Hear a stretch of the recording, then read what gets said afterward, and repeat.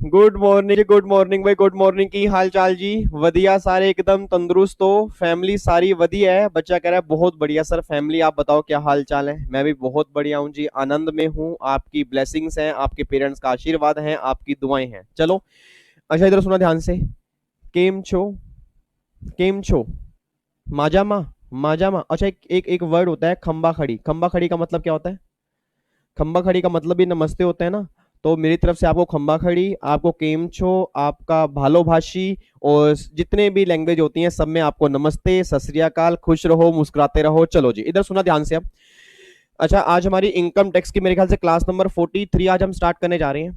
ठीक है जी। और आज हमें पार्टनरशिप फर्म की टैक्सेशन एक तो पूरी कंप्लीट करनी है, कुछ पॉइंट हमारे पेंडिंग थे उसको आज हम कंप्लीट करेंगे। एक बार फटाफट से लास्ट क्लास की रिवीजन करेंगे, लास्ट क्लास का होमवर्क करेंगे, और कंप्लीट पार्टनरशिप फर्म के नोट्स आज हम यहाँ पे बनाएंगे। ठीक है जी। और अगर लास्ट में टाइम बचा तो इंटरनेशनल टैक्सेशन का चैप्टर ट्रांसफर प्राइसिंग स्टार्ट करेंगे, नहीं तो पार्टनरशिप फर्म की टैक्सेशन खत्म होने के बाद रुक जाएंगे। ठीक है। चलो इधर सुना ध्यान से। अब लास्ट क्लास में 4 क्वेश्चन मैंने आपको होमवर्क दिए थे। कमाल की बात देखो, काफी सारे बच्चों के 2 क्वेश्चन तो सही हैं, और पता कौन सही है? जो मैंने बुक वाले क्वेश्चन दिए थे। और जो 2 मैंने घर से करने दिए थे ना, उसमें काफी सारे बच्चों ने आंसर गलत निकाले हैं। गलती बहुत छोटी छोटी हुई है, बट मैं नहीं चाहता कि इस लेवल पर आपसे ये गलती हो जी। क्योंकि अगर प्रोफेशनल लेवल पर आपसे गलती होगी और इवन पीजीपी का चैप्टर आपने कंप्लीट कर लिया उसके बाद भी अगर आपसे गलती होगी ना, तो फिर बहुत बड़ी गलती है जी। ठीक है। बाकी काफी सारे बच्चों ने आंसर सही भी किए हैं। जिनके गलत हैं चेक करना गलती हुई कहां पे है, वो सारी बातें भी हम देखना स्टार्ट कर देंगे। बट उससे पहले करते हैं भगवान जी की प्रार्थना, उसके बाद फिर हम स्टार्ट करेंगे आज की क्लास। ठीक है। इतना खुश क्यों हो रहे हो नालायकों? क्या मैंने, क्या आज मैं बिंदी लिपस्टिक या कुछ, क्या यहाँ काला, मेरे कुछ काला काला लगा हुआ है क्या? हद हो गई, बच्चा खुश हो रहा है। आओ जी हाथ जोड़ लो जी सारे बच्चे फटाफट से, जल्दी हाथ जोड़ो। 1 2 3 स्टार्ट। ओए, हर बच्चा प्रार्थना साथ में बोलेगा जी, हर बच्चा प्रार्थना साथ में बोलेगा। इतनी शक्ति हमें देना दाता, मन का विश्वास कमजोर होना। इतनी शक्ति हमें देना दाता, मन का विश्वास कमजोर होना। हम चले नेक रास्ते पे, हमसे भूल कर भी कोई भूल होना। इतनी शक्ति हमें देना दाता, मन का विश्वास कमजोर होना। हम चले नेक रास्ते पे, हमसे भूल कर भी कोई भूल होना। इतनी शक्ति हमें देना दाता, मन का विश्वास कमजोर होना।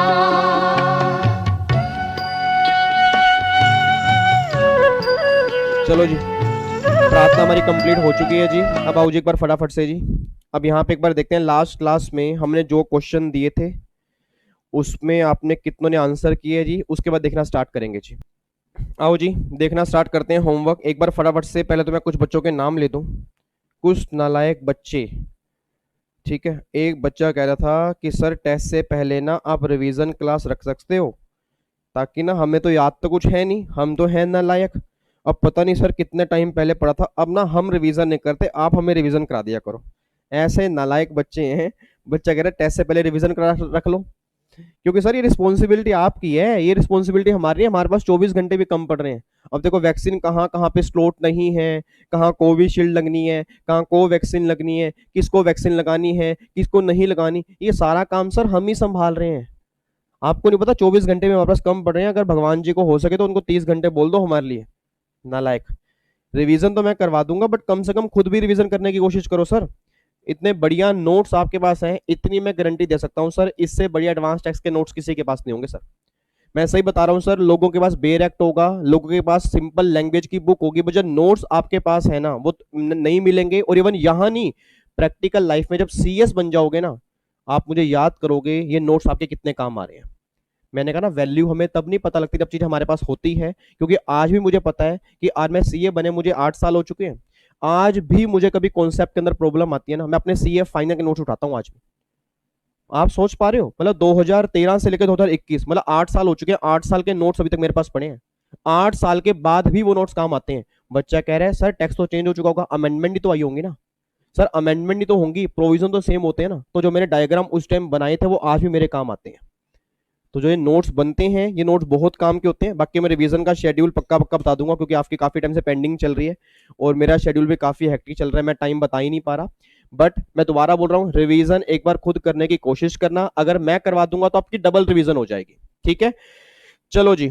अब एक बार चेक करते हैं किन किन बच्चों के नाम मैंने लिखे हैं जी। एक तो जी मुस्कान, आहा क्या नाम है जी, मुस्कान, सुकृति, रचना, नमन, प्रीति, यश। उसके बाद ये प्रतीक ने मुझे होमवर्क भेजा, गरिमा ने मुझे होमवर्क भेजा, वैशाली हो गया जी। उसके बाद आदित्य है, कृति, सौरभ, राधिका, तनुषी, सूरज, सूरज हुआ मध्यम, चांद ढलने लगा, ओ माय गॉड, दीक्षा, आकांक्षा, रश्मि, अलीशा, पीयूष, दीपाली, प्रियम, रिया, दिशांत और संस्कृति। यह सब बच्चों के नाम मैंने लिखे थे। और बाकी सब बच्चों के नाम जिन्होंने होमवर्क भेजा है वो भी बहुत बढ़िया, और नहीं भेजा वो सब नालायक बच्चे हैं जी। ठीक है, इधर देखो ध्यान से जी। अब जो 2 क्वेश्चन मैंने आपको होमवर्क दिए थे ना, एक तो जो बुक वाले दिए थे, एक तो ये है, और जो मैंने आपको एग्जाम वाले दिए थे कि जो आपके एग्जाम के अंदर 5-5 नंबर में 2 क्वेश्चन बने, वो 2 क्वेश्चन ये हैं। पहले एक बार ऐसा करते हैं, ये 4 क्वेश्चन देखने से पहले एक बार फटाफट से पार्टनरशिप फॉर्म की रिवीजन कर लेते हैं। इधर देखो ध्यान से जी, एक बार मैं स्टार्टिंग से रिवीजन करवा दूं। लास्ट क्लास में हमने एक बिल्कुल सिंपल चैप्टर वैसे स्टार्ट किया था, that is taxation of firm और टैक्सेशन ऑफ एलएलपी। ठीक है जी। अब अगर मैं फर्म की टैक्सेशन की बात करूंगा, वैसे फर्म की टैक्सेशन में एक सबसे मेन सेक्शन जो है वो आपका सेक्शन नंबर 40B है। बट 40B के अलावा मैंने कहा था और भी कई सारे प्रोविजन हैं जो फर्म की टैक्सेशन के हैं। फॉर एग्जांपल 184 हो गया, 185 हो गया, 10(2)(a) हो गया, 78 हो गया, 40B हो गया और 28(5) हो गया। ये तो है मेन प्रोविजन। इसके अलावा भी कुछ बेसिक प्रोविजन हैं। फॉर एग्जांपल 187, 188, 189 और 167C, ये भी आपके प्रोविजन फर्म और एलएलपी के टैक्सेशन के हैं। अब सबसे पहला 187 184 जो है ना, ये तो एक बिल्कुल बेसिक सेक्शन है। वो ये बात कहता है कि इनकम टैक्स में आपकी इनकम एज ए फर्म की तरह असेस तब होगी जब 184 में दी गई कंडीशन सेटिस्फाइड होंगी। और पहली कंडीशन क्या है कि आपके कहने से पार्टनरशिप फर्म नहीं बनेगी। अगर आपके पार्टनरशिप डीड है, उसमें पार्टनर का शेयर डिफाइन है, हर पार्टनर के साइन है माइनर को छोड़ के, और अगर आपने पहली रिटर्न में पार्टनरशिप डीड को अगर अटैच करके दिखाया है, फिर आपकी इनकम जो होगी एज ए पार्टनरशिप फर्म की तरह असेस होगी, नहीं तो फर्म की तरह असेस नहीं होगी। ये सारी की सारी बातें 184 में पढ़ने के बाद ना, फिर याद कर मैंने कहा था कि एक पार्टनरशिप फर्म के जो भी पार्टनर्स होंगे, या तो उसको पे करेगी, क्या पे करेगी, इंटरेस्ट, या वो पे करेगी प्रॉफिट, या वो पे करेगी सैलरी। अब अगर मैं प्रॉफिट की बात करूंगा, पहले बात करते हैं प्रॉफिट की। पार्टनरशिप फर्म अपने पार्टनर को जब भी प्रॉफिट पे करेगी ना, वो टैक्स पेड प्रॉफिट पे करेगी। टैक्स पेड का मतलब क्या होता है कि जो भी पार्टनरशिप फर्म के प्रॉफिट आए उसमें उसने टैक्स पे किया, उसके बाद जो प्रॉफिट बचे उसमें हिस्सा होगा पार्टनर का। अब सोच के बोलना, जब मैं पार्टनर को वो प्रॉफिट डिस्ट्रीब्यूट करूंगा तो पार्टनर के हाथ में क्या दोबारा टैक्सेबल होंगे? गवर्नमेंट कहती नहीं, क्योंकि एक बार जब फर्म ने टैक्स पे कर दिया तो पार्टनर के हाथ में टैक्सेबल नहीं होंगे, वो सेक्शन 10(2)(a) में एग्जाम्प्ट होंगे। ये हमारा 10(2)(a) था।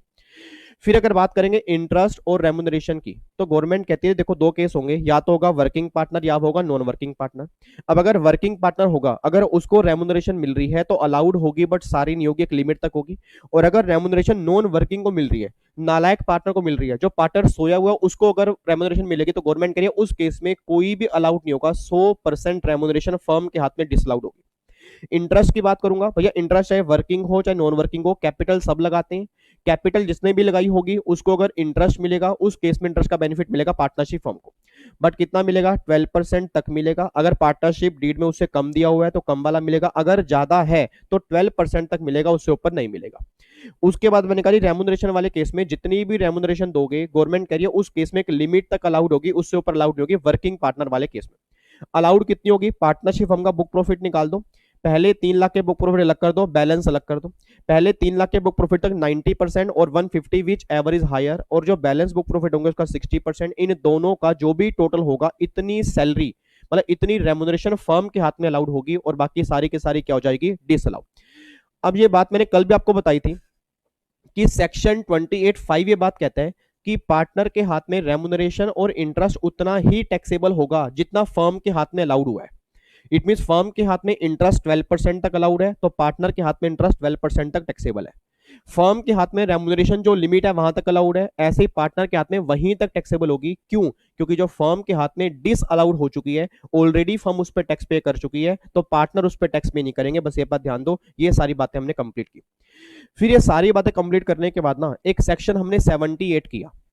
सेक्शन नंबर 78 सिंपल सी बात, ये बात कहता है जी, जैसे पार्टनरशिप फर्म है, उसके 3 पार्टनर हैं, उसके लॉस आ रहे हैं, मान लो बिजनेस के लॉस हैं। अब उसके लॉस आपने धीरे धीरे खत्म करने स्टार्ट किए। मान लो 6 लाख रुपए के लॉस थे, 3 लाख रुपए के लॉस आपने खत्म कर दिए, 3 लाख रुपए के लॉस आपके बचे हैं और आपके 3 पार्टनर हैं एबीसी। अब जो भी आपके 3 लाख रुपए के लॉस बचे हैं और मान लो हर एक का शेयर कितना हो गया, 1 लाख रुपए का, 1 लाख रुपए का बी का है और 1 लाख रुपए का सी का है। सी कहता है जी मैं इस कंपनी में काम नहीं करना चाहता, मतलब इस कंपनी का मतलब इस फर्म में काम नहीं करना चाहता, मैं इस फर्म से रिटायरमेंट लेना चाहता हूं। अब गवर्नमेंट ये बात कहती है सी इस फर्म से रिटायरमेंट ले ले, हमें कोई दिक्कत नहीं है। बट ये बात ध्यान दे पार्टनरशिप फर्म कि अगर सी इसमें से रिटायरमेंट ले लेगा तो सी का जो लॉस का शेयर होगा ना, वो पार्टनरशिप फर्म आगे कैरी फॉरवर्ड सेट ऑफ नहीं कर सकती। बस ये बात ध्यान दो। मतलब कहना क्या चाह रहा हूं, कहना ही चाह रहा हूं, अगर मान लो इस ईयर में कोई प्रॉफिट नहीं है, अगर मान लो इस ईयर में कोई प्रॉफिट नहीं है, 3 लाख रुपए के लॉस है और 3 पार्टनर है, A B C equal equal ratio है, तो होगा क्या, पार्टनरशिप फर्म अगले साल जो लॉस लेके जाएगी वो 2 लाख रुपए की ही लेके जाएगी। जो 1 लाख रुपए के सी का शेयर होगा वो कैरी फॉरवर्ड नहीं कर पाएगी। 78 ये बात कहता है। तो सिंपल सी बात, बस ये ध्यान देना जी, 78 में ये लिखा हुआ है कि जो भी आपके ब्रॉड फॉरवर्ड बिजनेस के लॉस होंगे वो आगे कैरी फॉरवर्ड नहीं होंगे, सारे नहीं, जितना उसका लॉस में शेयर होगा, जितना उसका लॉस में शेयर होगा और जो उसका प्रॉफिट में शेयर आ रहा है उसको माइनस करने के बाद जो बैलेंस लॉस बचेगा वो आप कैरी फॉरवर्ड नहीं कर पाओगे। बस ये बात ध्यान देना। इसके हमने क्वेश्चन भी डिस्कस किए थे। एक क्वेश्चन मैं आज और करवा दूंगा, एक क्वेश्चन आपका बुक में भी दिया हुआ है, ठीक है। अच्छा, बट एक बात यहाँ पे और ध्यान देना, अगर कोई आपके अनएब्जॉर्ब डेप्रीसिएशन होंगे, अगर कोई आपके अनएब्जॉर्ब डेप्रीसिएशन होंगे तो गवर्नमेंट के लिए उस केस में सेक्शन 78 एप्लीकेबल नहीं होगा। मतलब अगर आपके अनएब्जॉर्ब डेप्रीसिएशन है उसको आप कैरी फॉरवर्ड सेट ऑफ कर सकते हो, चाहे पार्टनर उसका रिटायर ही क्यों नहीं हो चुका हो, चाहे पार्टनर की डेथ ही क्यों नहीं हो चुकी हो। तो रिस्ट्रिक्शन डेप्रीसिएशन वाले केस में नहीं है, रिस्ट्रिक्शन लॉस वाले केस में। बस ये बात ध्यान देना, ठीक है। तो ये सारी बातें हमने यहाँ पे कंप्लीट की थी जी।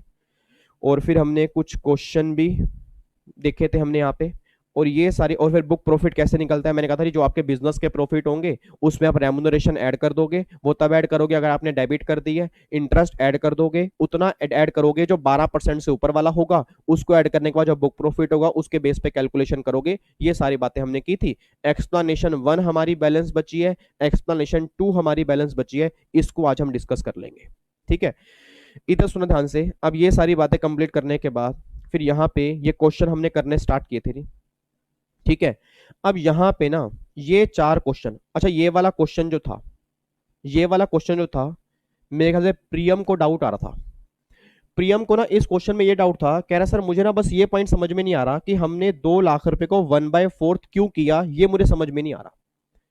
मैं एक बार दोबारा से क्लियर कर दूं जी, एक बार दोबारा से क्लियर कर दूं। क्वेश्चन बहुत आसान बन जाता, हर बच्चा क्वेश्चन सोल्व करके आ जाता अगर 30 जून की बजाय यहां पे 31 मार्च होता। अगर 30 जून की बजाय 31 मार्च होता ना फिर कोई दिक्कत नहीं आती। बट प्रॉब्लम क्या है, इसने क्या बोल दिया कि जो इस पर्सन ने रिटायरमेंट ली है वो 30 जून को रिटायरमेंट ली है। मेरा प्रियम सिंपल सा क्वेश्चन है, मेरा सिंपल क्वेश्चन है, अब जो 8 लाख रुपए के आपके प्रॉफिट हैं, आपको देखने में लग रहा है वो 2-2 लाख रुपए के प्रॉफिट है। क्यों? क्योंकि उसने क्या बोला, इक्वल शेयर है। तो आपने बोला 2 लाख रुपए के ए के हैं, 2 लाख के बी के, 2 लाख के सी के और 2 लाख के डी के। बट मेरा क्वेश्चन ये है, क्या एक्चुअल में 2 लाख रुपए ए के हैं? क्योंकि ए ने रिटायरमेंट लिए ना, ए ने रिटायरमेंट लिए 30 जून को। तो अगर मैं 2 लाख रुपए के प्रॉफिट ए को दे दूंगा तो कहीं ना कहीं तो मैंने गलत गलत काम कर दिया। मैंने गलत काम क्यों कर दिया, सोच के देखना सर। क्योंकि 8 लाख रुपए के प्रॉफिट तो टोटल है, 8 लाख रुपए के प्रॉफिट टोटल मींस क्या है, पूरे साल में प्रॉफिट है। अब अगर पूरे साल के 8 लाख के प्रॉफिट हैं, अगर एक पार्टनर 30 जून को रिटायरमेंट ले रहा है तो उसके प्रॉफिट तो 3 महीने के ही होंगे ना। मेरे बच्चे, मेरे नोनू, मेरे सोनू, एक बात बताओ, आप प्रैक्टिकली समझो, आप थ्योरेटिकल मत समझो। अगर आप इस फर्म के पार्टनर होते, आपने फर्म में 3 महीने काम किया तो प्रॉफिट कितने महीने के मिलते? 3 महीने के तो मिलते। अब अगर प्रॉफिट आपको 3 महीने के मिलते तो देखो 2-2 लाख रुपए निकल के आ गया, 2-2 लाख रुपए निकल के आ गया। अब उस 2 लाख में आपका सारा हिस्सा नहीं है जी, आपका उस 2 लाख में सारा हिस्सा नहीं है। आप 1/4 करो तो आपका हिस्सा जो बनेगा 50,000 रुपए का हिस्सा बनेगा। बस ये बात ध्यान दो। बच्चा कह रहा है सर बट फिर यहाँ पे जो आपका लॉस निकल के आ रहा है 3 लाख रुपए का, आपने 75 75 75 75 किया, बस 75 का तो आपने 1/4 नहीं किया, आपने प्रॉफिट में तो 1/4 कर दिया, फिर यहां 1/4 क्यों नहीं किया? ऐसे ऐसे क्वेश्चन नहीं पूछने। एक बात मुझे बताओ, उसका मैं 1/4 क्यों करूंगा? सर वो लॉस तो मेरा पिछले 14-15 का है ना, और उस टाइम तो बिल्कुल इक्वल रेशो थी, उस टाइम तो पार्टनर पूरे साल था। अब अगर उस टाइम पार्टनर पूरे साल था तो उसका शेयर भी तो लॉस में पूरा होगा। लॉस में शेयर पूरा होगा बट प्रॉफिट में शेयर पूरा इसलिए नहीं है क्योंकि वो 3 महीने पार्टनर रहा, उसके बाद वो रिटायर हो गया। तो यहाँ पे चेक करना, अब देखो 50,000 रुपए का प्रॉफिट है, 75 का लॉस है, तो गवर्नमेंट कह रही भैया 50,000 रुपए तक का लॉस ही खत्म हो पाएगा, जो 25,000 रुपए का एक्सेस लॉस है इसको तुम कैरी फॉरवर्ड नहीं कर पाओगे। मतलब ये 25,000 रुपए का ऐसा शेयर है जो रिटायर पार्टनर का है, तो इसको छोड़ के 3 लाख में से जो बैलेंस लॉस होगा वो तुम आगे कैरी फॉरवर्ड सेट ऑफ कर दो, हमें कोई दिक्कत नहीं है। गवर्नमेंट ये बात कहना चाह रही है। अब मुझे पता है आप में से कई बच्चे भगवान से ये दुआ कर रहे हैं कि एग्जाम में 30 जून वाला या ये सितंबर वाला या नवंबर वाला मतलब मंथ बेस वाला क्वेश्चन ना आए। वो भगवान से दुआ करना सही भी है, बट अगर आसान क्वेश्चन बनेगा फिर तो 100% बच्चा सही कराएगा ना सर। अगर ऐसा क्वेश्चन बनेगा तभी तो 11% रिजल्ट आएगा। अगर क्वेश्चन ही 31 मार्च वाला बन गया फिर 100% रिजल्ट थोड़ा निकालना है। ठीक है, बट मैं दोबारा बोल रहा हूँ ये क्वेश्चन नहीं लगा लो, बहुत कम चांसेस हैं ऐसा क्वेश्चन बनने की, नहीं तो क्वेश्चन 31 मार्च वाला ही बन सकता है। बट अगर ये बनेगा, बस आपने ये डेट ध्यान देनी है उसने रिटायरमेंट कब ली। अगर क्वेश्चन में कुछ भी नहीं कहा रिटायरमेंट के बारे में, अगर ये बोल दिया ए रिटायर हुआ तो हम क्या मानेंगे? 31 मार्च को हुआ। जब तक वो स्पेसिफिकली डेट नहीं बोलेगा ना तब तक हमें मंथ बेस पे कैलकुलेशन नहीं करनी, बस ये बात ध्यान दो। बात समझ में आ रही है जी? पक्का पक्का। तो क्वेश्चन नंबर 5 था। उसके बाद क्वेश्चन नंबर 6 हमने यहाँ पे किया जी, सॉरी क्वेश्चन नंबर 8 हमने यहाँ पे किया, ये वाला क्वेश्चन हमने कंप्लीट किया था। अब क्वेश्चन नंबर 9 और 10 ये मैंने आपको होमवर्क दिए थे, एक बार फटाफट से एक बार देख लेते हैं। क्वेश्चन नंबर 9 तो बिल्कुल सिंपल था, क्वेश्चन नंबर 9 में कुछ भी नहीं था। क्वेश्चन नंबर 9 देखना जी, इधर देखो ध्यान से, इधर देखो, नालायक बच्चा बातचीत कर रहा है।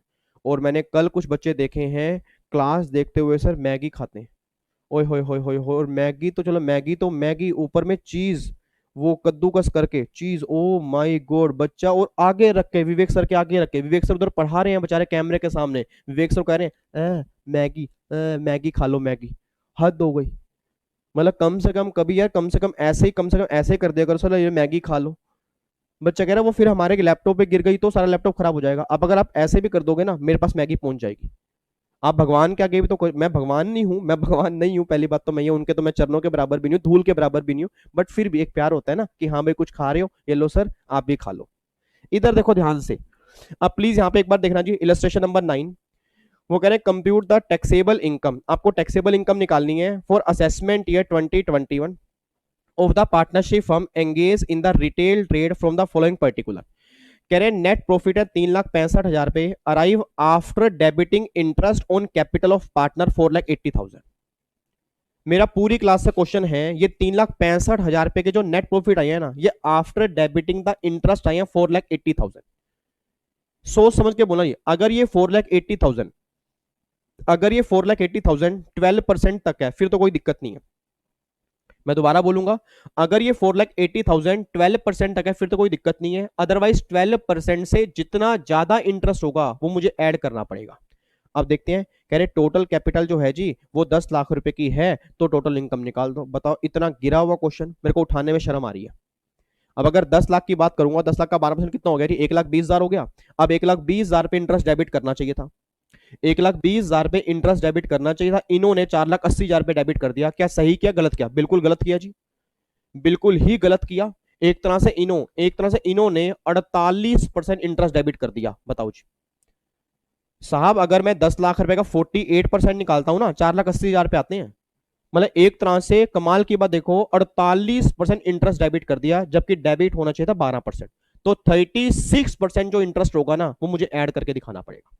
अब देखो दो प्रेजेंटेशन है, या तो आप क्या करो, पहले पूरा 480 ऐड कर दो, या 1,20,000 माइनस कर दो, या आप क्या करो डायरेक्टली ही 3,60,000 पे ऐड कर दो, तो भी कोई फर्क नहीं पड़ता। दोनों प्रेजेंटेशन मस्त हैं, दोनों प्रेजेंटेशन रापचिक हैं, कोई दिक्कत वाली बात नहीं।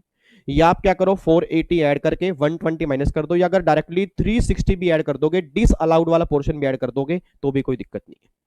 तो देखो इन्होंने यहाँ पे आंसर में क्या किया है, पहले 480 ऐड किया, फिर माइनस कर दिया 120, 725 आपकी टैक्सेबल इनकम निकल के आ गई। इतना गिरा हुआ क्वेश्चन था।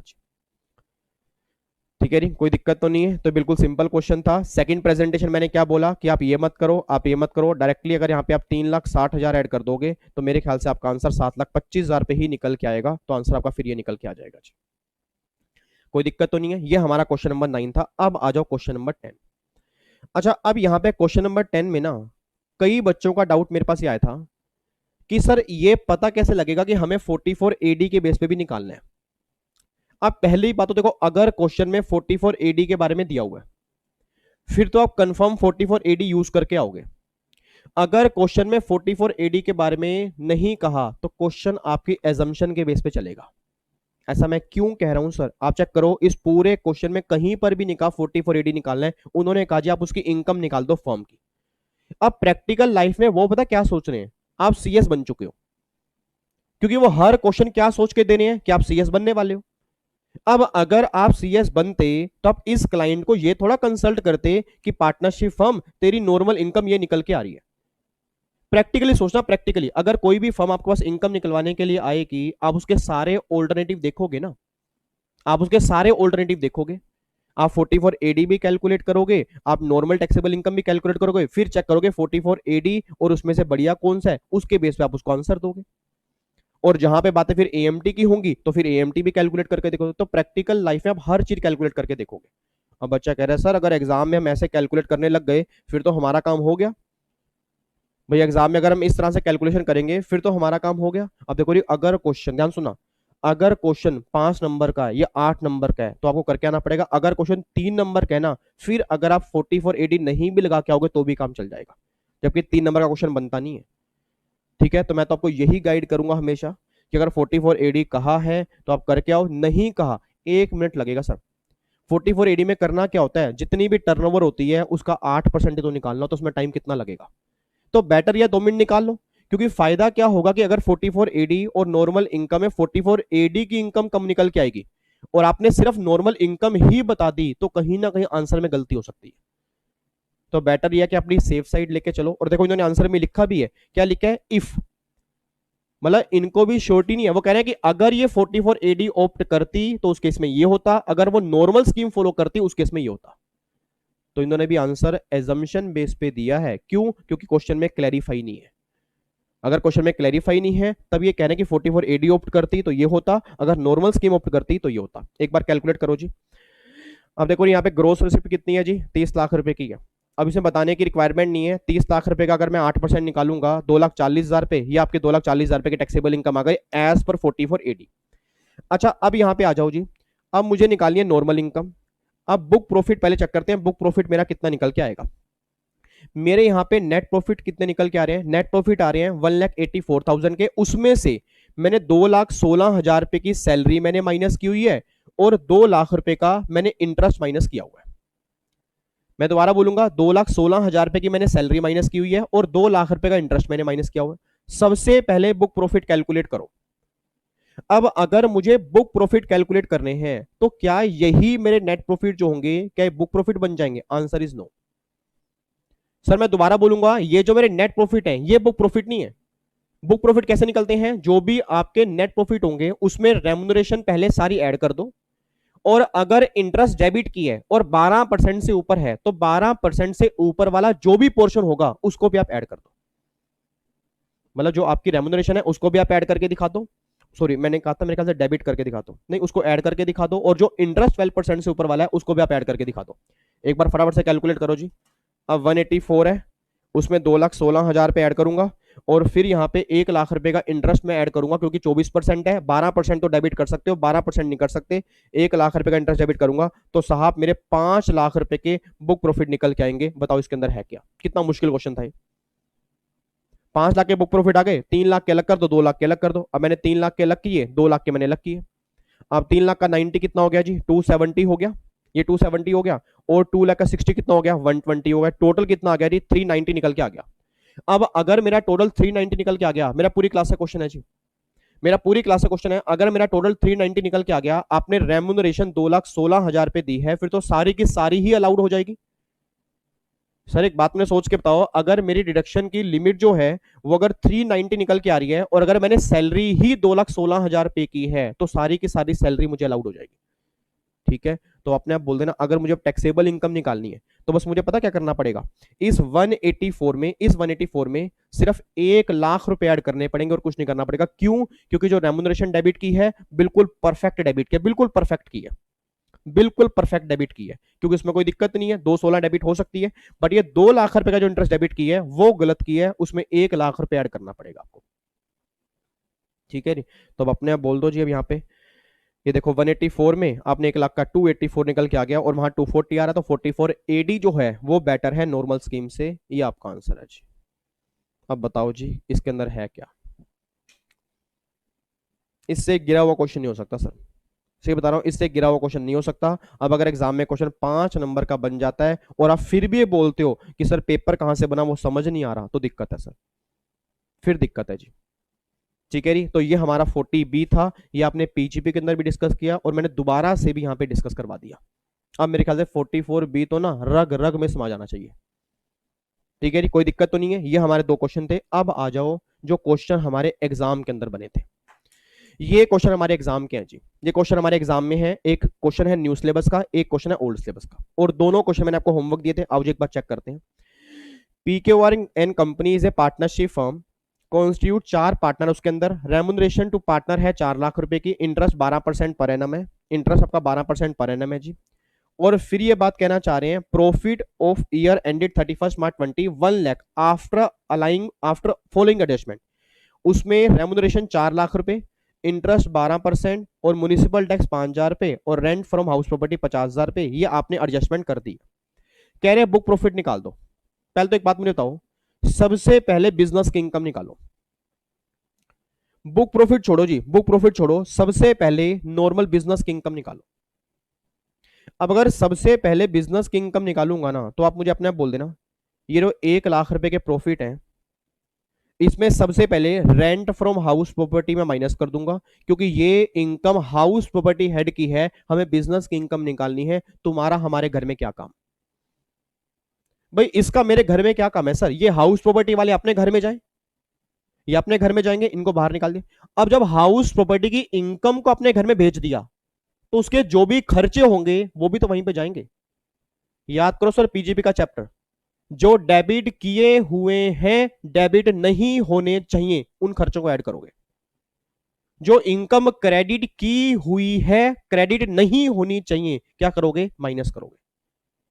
तो भाई साहब जो इनकम आपने क्रेडिट कर दी, इसको क्रेडिट करना ही नहीं था, उसको हटाओ। जो खर्चे डेबिट करते डेबिट होने ही नहीं थे उसको आप ऐड करो, उसको आप ऐड करो। बच्चा कह रहा है सर इंटरेस्ट, बच्चा कह रहा है सर इंटरेस्ट, ये 12%, 12% तो डेबिट हो ही सकता है ना सर, 12% तो डेबिट हो ही सकता है ना, उसमें तो कोई दिक्कत ही नहीं है। 12% तक तो अलाउड ही है, तो भैया 12% तो डेबिट हो ही सकता है। अब यहाँ पे एक बार चेक करना, अब यहाँ पे कितना आ गया जी, ये 50 और 55,000 रुपए ये, और प्लस में प्लीज ध्यान सुना, प्लस में ये 4 लाख रुपए की रेमुनरेशन यहाँ पे ऐड हो जाएगी। प्लस में 4 लाख रुपए की रेमुनरेशन यहाँ पे ऐड करेंगे। अब जो आपके बुक प्रॉफिट निकल के आ गए हैं वो आ गए हैं 4,55,000 के। बताओ जी कोई दिक्कत कोई परेशानी? पूरी क्लास से क्वेश्चन है जी, इस पॉइंट पे कोई दिक्कत नहीं, 455 में कोई दिक्कत तो नहीं है। आओ मैं एक बार दिखाता हूँ इसका आंसर किस तरह से निकला है। ये देखो नेट प्रॉफिट 1 लाख रुपए के हैं, आपने हाउस प्रॉपर्टी 50,000 रुपए, म्युनिसिपल टैक्स आपने 5,000 रुपए, बिजनेस की इनकम 55,000 रुपए, प्लस में 4 लाख रुपए ऐड किए, इंटरेस्ट कुछ ऐड होगा नहीं क्योंकि 12% ही डेबिट है। 455 के हमारे निकल गए बुक प्रॉफिट। अब अगर मेरे 455 के बुक प्रॉफिट हैं, इसके मैं क्या करूंगा? 2 टुकड़े करूंगा, 3 लाख रुपए अलग कर दूंगा और 155 में अलग कर दूंगा। अब 3 लाख रुपए अलग करूंगा, ये निकल गया 270, ये 270 और 155 का अगर मैं 60% निकालूंगा तो 93,000 ये निकल के आ गया।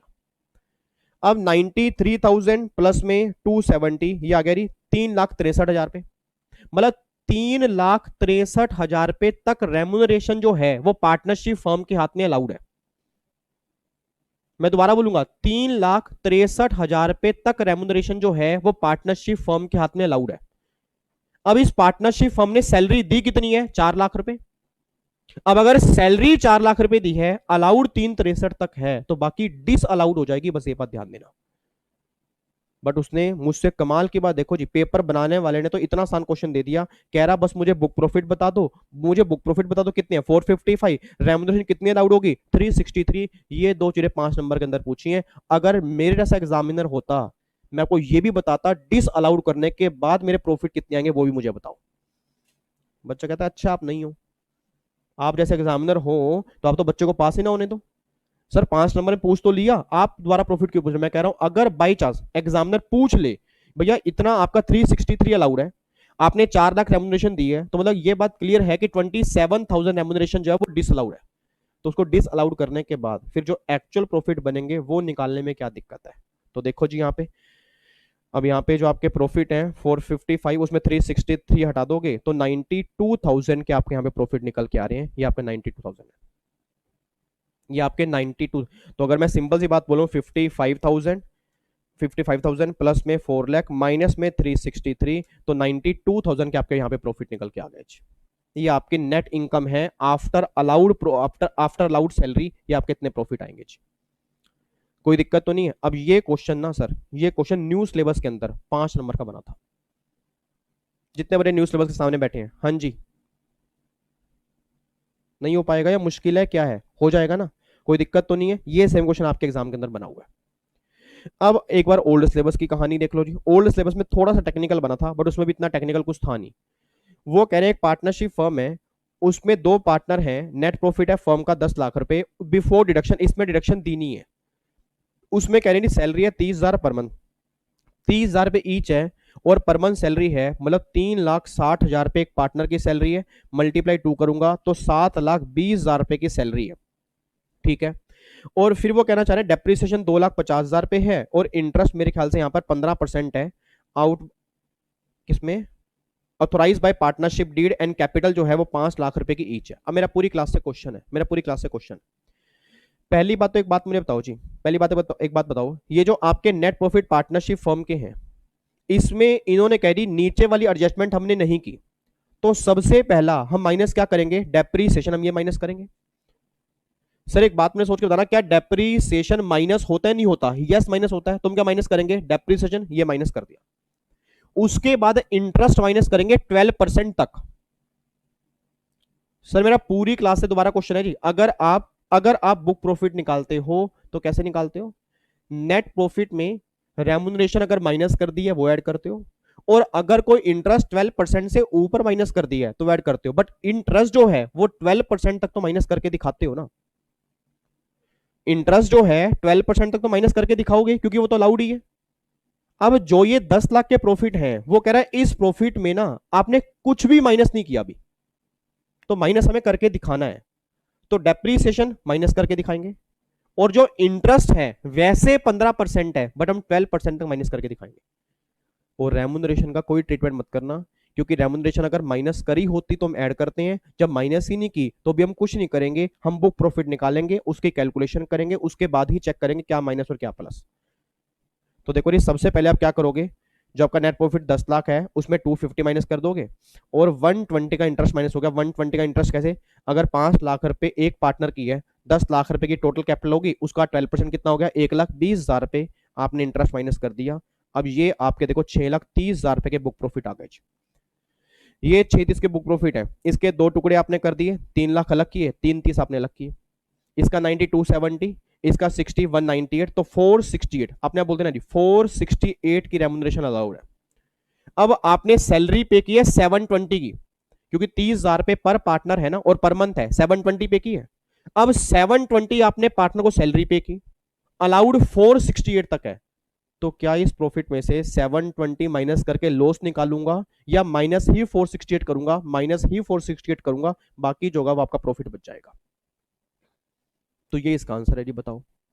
ये आंसर है, दोनों के अंदर फर्क बस एक निकल के आ रहा है कि वहां पे प्रॉफिट आपको आफ्टर एडजस्टमेंट दिए हुए थे, यहां प्रॉफिट आपको बिफोर एडजस्टमेंट दिए हुए हैं। तो अगर प्रॉफिट मुझे बिफोर एडजस्टमेंट दिए हुए हैं तो सिंपल सी बात बस ये निकल के आ रही है कि पहले जो माइनस करना है वो माइनस करो जी। आपने डेप्रिसिएशन माइनस किया, इंटरेस्ट 12% तक किया, ये बुक प्रॉफिट आ गए, इसके बेस पे आपने रेम्युनरेशन निकाली, वो माइनस करने के बाद जो अलाउड है ये आपके एक्चुअल प्रॉफिट निकल के आ गए जी। तो ये दोनों क्वेश्चन मैंने घर से दिए थे जी, उम्मीद करूंगा ये दोनों आपके सही होंगे। कुछ बच्चों के तो नहीं है, मुझे पता है। मेरे ख्याल से कनक आपके दोनों सही नहीं है, प्रियम आपके भी सही नहीं है, कनिका आपके भी सही नहीं है, उर्मी आपके भी सही नहीं है, और इवन कई सारे बच्चे हैं जिनके आंसर दोनों के दोनों सही नहीं है। मेरे ख्याल से दीपाली के शायद दोनों सही हैं, आकांक्षा के शायद दोनों सही हैं जो मुझे ध्यान आ रहा है जी। उसके बाद जी ओमकार के भी शायद दोनों सही नहीं है। मेरे ख्याल से ओमकार के दोनों सही नहीं है जो मुझे याद आ रहा है। और अभिषेक ने तो होमवर्क भेजना ही बंद कर दिया। अभिषेक का फुल टाइम अब हो चुका है जी, शायरी लिखनी है, और हो सके तो बस कुछ भी करना है, अभिषेक होमवर्क नहीं भेजेगा बस। ठीक है जी, ये लो जी, ये आपका आंसर निकल के आ रहा है जी। अब कोई दिक्कत तो नहीं है? तो फाइनली अब जाके जी हमारे होमवर्क वाले क्वेश्चन जो हैं अब जाके हमारे सारे खत्म हो जाते हैं। कोई दिक्कत, कोई परेशानी, कुछ भी अजीब लग रहा हो जी? चलो इधर सुना ध्यान से, इधर सुना। अब एक बार आ जाओ जी, अब एक बार आ जाओ बुक के ऊपर। अब यहाँ पे ये सारे हमारे क्वेश्चन खत्म हो चुके हैं, ये सारे हमने क्वेश्चन कंप्लीट कर लिए हैं। अब यहाँ पे ना बस दो एक्सप्लेनेशन मुझे समझानी है, उसके बाद फिर हम नोटिंग करेंगे, और जो 185, 186, 187 वाले सेक्शन है उसको नोटिंग करते करते हम समझ लेंगे। ठीक है, एक तो एक्सप्लेनेशन आपकी है जी, एक आपकी एक्सप्लेनेशन 1 है, एक एक्सप्लेनेशन 2 है। एक बार पढ़ना क्या लिखी है, सिंपल सी है, बिल्कुल बिल्कुल सिंपल सी एक्सप्लेनेशन है। अगर आप पढ़ोगे तो पढ़ते आपको समझ में आ जाएगी। एक बार पढ़ो क्या लिखी है। एक्सप्लेनेशन 1 ये बात कहना चाह रही है, where an individual is a partner of the firm in a representative capacity. मतलब एक इंडिविजुअल अगर एक फर्म का पार्टनर है एक रिप्रेजेंटेटिव कैपेसिटी में, मतलब किसी दूसरे की कैपेसिटी में, then the interest paid by firm to him in individual capacity. मतलब क्या निकल के आ रहा है जी, मैं एक पार्टनर हूं किसी दूसरे की कैपेसिटी में। फॉर एग्जांपल मैं एचयूएफ की कैपेसिटी में पार्टनर हूं, बट मैंने उस फर्म का, मान लो मैंने उस फर्म में कैपिटल लगाई, अब मैंने उस फर्म में कैपिटल लगाई, अब वो मुझे इंटरेस्ट पे कर रही है। अब जो वो मुझे इंटरेस्ट पे कर रही है, क्या वो इंटरेस्ट रिप्रेजेंटेटिव कैपेसिटी वाला है या इंडिविजुअल कैपेसिटी वाला है? इंडिविजुअल कैपेसिटी वाला ना सर। जो एचयूएफ के बिहाफ पर मैं उसमें पार्टनर हूं, ये मेरी रिप्रेजेंटेटिव कैपेसिटी है, और जो मुझे इंटरेस्ट मिल रहा है वो इंडिविजुअल कैपेसिटी में मिल रहा है। तो क्या 40B की 12% वाली लिमिट, 12% वाली लिमिट मेरे केस में एप्लीकेबल होगी? गवर्नमेंट कहती बिल्कुल भी नहीं होगी, क्योंकि जो 12% की लिमिट है, 12% की लिमिट है वो तब है अगर आप इंडिविजुअल कैपेसिटी के अंदर पार्टनर हो और इंडिविजुअल कैपेसिटी में ही इंटरेस्ट मिल रहा है आपको। देखो जी, उसमें कह रहे हैं नहीं, the interest paid by firm to his individual capacity shall not be consider for the purpose of section 40B। उसके बाद where an individual is a partner of firm in individual capacity, मतलब जी मैं फर्म का partner हूं individual capacity में हूं, मैं किसी के बिहाफ पे नहीं हूं, मैं उसका पार्टनर इंडिविजुअल कैपेसिटी में हूं। But interest paid by firm to such individual shall not be consider for the purpose of section 40B if such interest is payable by him on the behalf और for the benefit for the any other person. मतलब कि अगर वो मुझे interest पे कर रही है किसी की रिप्रेजेंटेटिव कैपेसिटी में, किसी और के बिहाफ पर मुझे इंटरेस्ट पे कर रही है, तो उस इंटरेस्ट पर गवर्नमेंट ये बात कह रही है कोई 12% वाली लिमिट एप्लीकेबल नहीं होगी। तो रटने वाला बच्चा एक बात ध्यान दीजिए, अब उनकी बारी आ चुकी है जी, अब रटने वाले बच्चों की बारी है। आप इतनी सी बात ध्यान देना जी, अगर मैं रिप्रेजेंटेटिव कैपेसिटी के अंदर पार्टनर हूं तो रिप्रेजेंटेटिव कैपेसिटी में मुझे इंटरेस्ट मिलेगा तब 40B लगेगा। अगर इंडिविजुअल कैपेसिटी के अंदर पार्टनर हूं, इंडिविजुअल कैपेसिटी में इंटरेस्ट मिलेगा तब 40B लगेगा। अगर मैं किसी कैपेसिटी के अंदर पार्टनर हूं बट इंटरेस्ट मुझे दूसरी कैपेसिटी के अंदर मिल रहा है तो 40B की लिमिट उस केस में एप्लीकेबल नहीं होगी। ये एक्सप्लेनेशन गवर्नमेंट क्लियर कर चुकी है।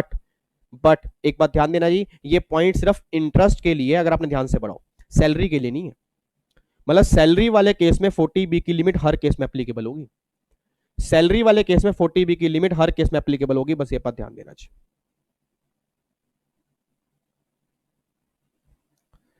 ठीक है जी, अब मैं आपको दिखाता हूं, इसका मैं आपको एग्जांपल दिखा रहा था, जो मैंने कल आपको एग्जांपल करवाई नहीं थे ना। अब ये देखो जी, एग्जांपल बहुत ध्यान से पढ़ना, एग्जांपल बिल्कुल ध्यान से पढ़ना। आपको कि सर वाकई कुछ भी नहीं है, एक बार पढ़ना। Mister Naveen is a partner in a firm on the behalf of his HUF. बहुत ध्यान से पढ़ना, क्वेश्चन बहुत ध्यान से पढ़ना सर, जल्दबाजी कुछ नहीं है, क्वेश्चन हमें समझने हैं ताकि एग्जाम में दिक्कत ना आए।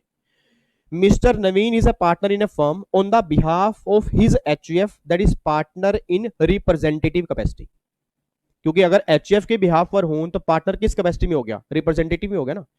ही has given loan to the firm out of his self acquire fund and the firm pay interest amounting 10,000।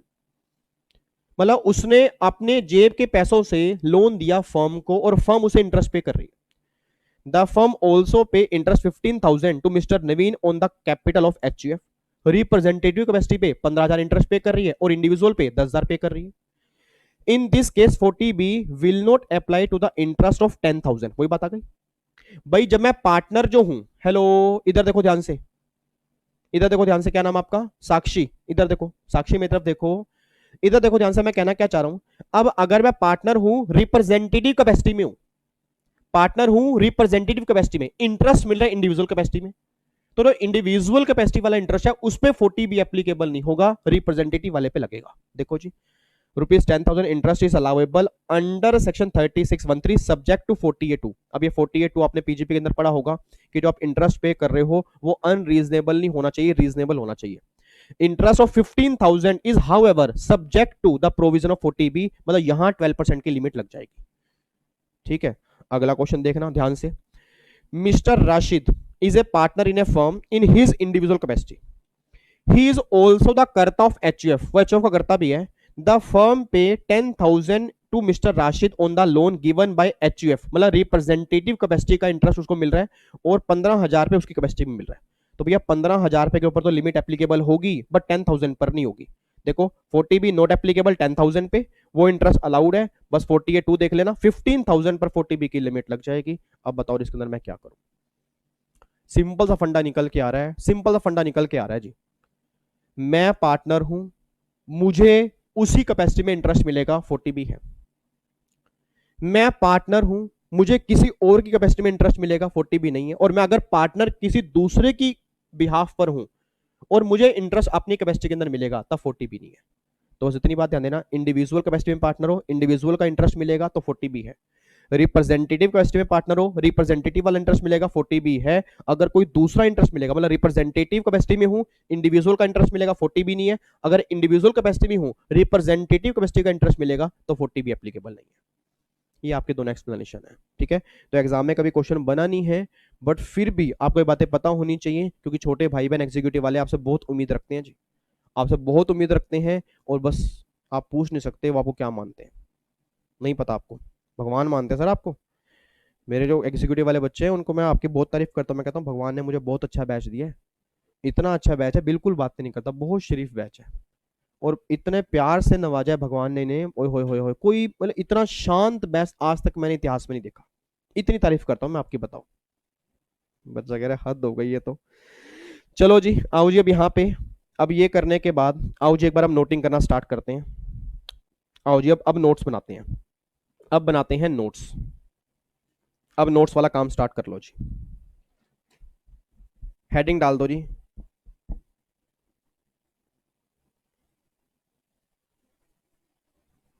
Heading डाल दो, चैप्टर नंबर आपका कौन सा है जी? Chapter number 8,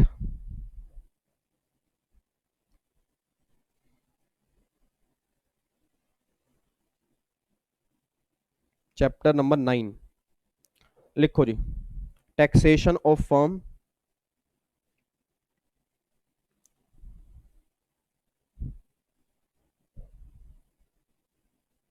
includes LLP।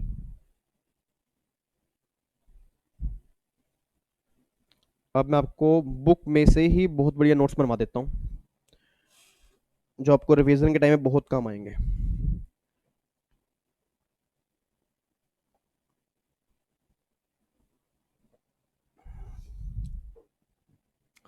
लिखो जी,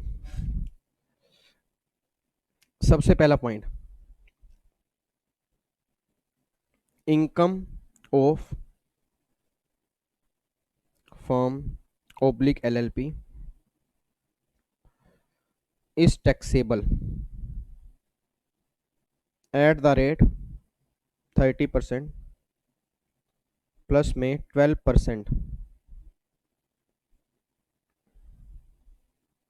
surcharge if total income more than ₹1 crore, plus में 4%, plus में 4% health and education cess in all cases. लो जी, ये तो हो गया पहला टैक्स रेट क्या है, फर्म और एलएलपी पर किस रेट से टैक्स लगेगा? सेकंड जी, long term capital gain taxable at the rate 20% under section 112। LTCG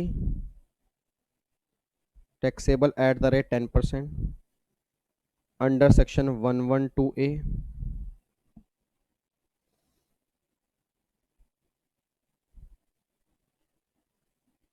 casual income at the rate 30% under section 115BB। Short term capital gain taxable at the rate 15% under section 111A। ठीक है, etcetera. मतलब जो आपकी special income है उस पर आपके special rate ही applicable होंगे जी। ठीक है जी। तो ये गलत फहमी मत लेना कि 30% हर केस में लगेगा। जो स्पेशल इनकम है उस पर आपके स्पेशल रेट ही एप्लीकेबल होंगे। तीसरा पॉइंट लिखो जी, shares of partner in the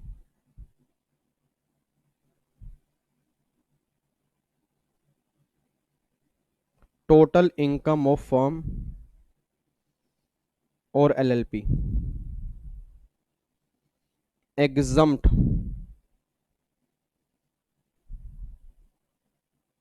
in hands of partner under section 10(2) है। ठीक है जी। Shares of partner in the total income of firm और LLP exempt in the hands of partner under section 10(2)A। उसके बाद जी point number 4, interest and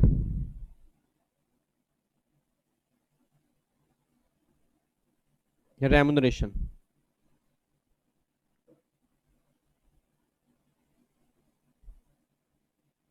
interest and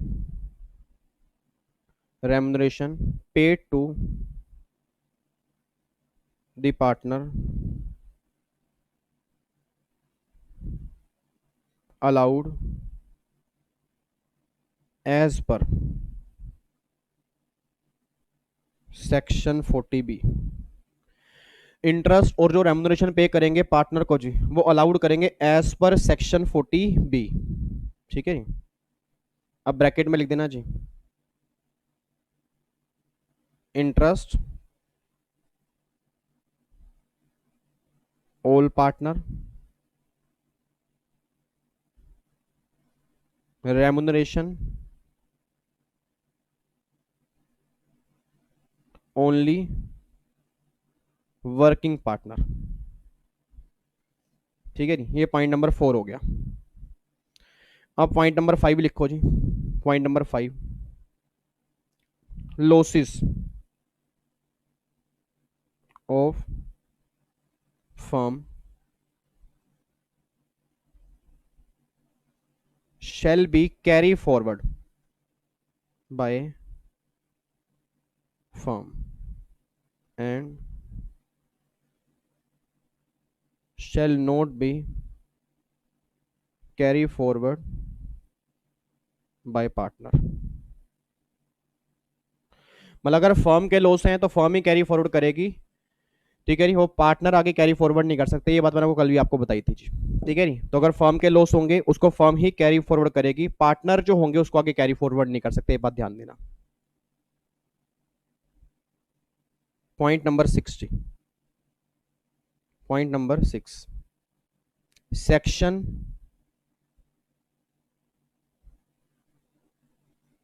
44AD shall apply, या section 44AD option, section 44AD option available only for partnership firm not applicable to LLP, not applicable to LLP. LLP वाले case में 44 AD applicable नहीं होता, बस ये बात ध्यान देना, ठीक है जी। तो 44 एडी वाला हमने पॉइंट किया है, एलएलपी वाले केस में एप्लीकेबल नहीं होता, फर्म वाले केस में एप्लीकेबल होता है। Point number 7, in case of A firm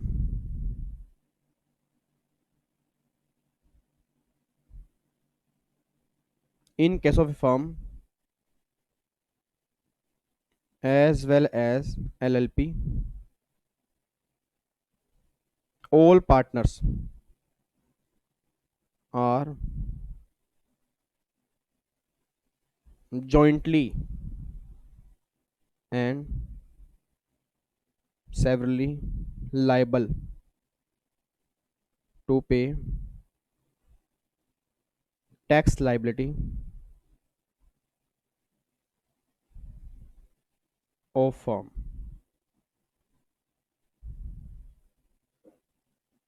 tax liability of firm, ठीक है जी। जितने ही पार्टनर है वो जॉइंटली और सेवरली लाइबल होंगे फर्म की टैक्स लाइबिलिटी पे करने में। उसके बाद जी अब यहां लिखो सेक्शन 184, सेक्शन 184 जी,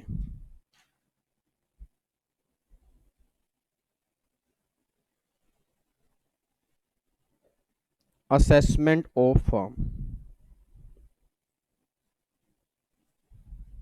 असेसमेंट ऑफ फर्म। सबसे पहला जी, firm shall be assessed as firm if firm shall be assessed as firm if condition जी, पहली condition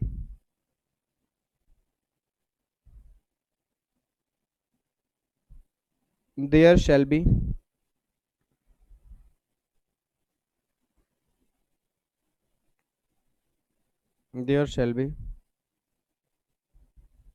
partnership deed,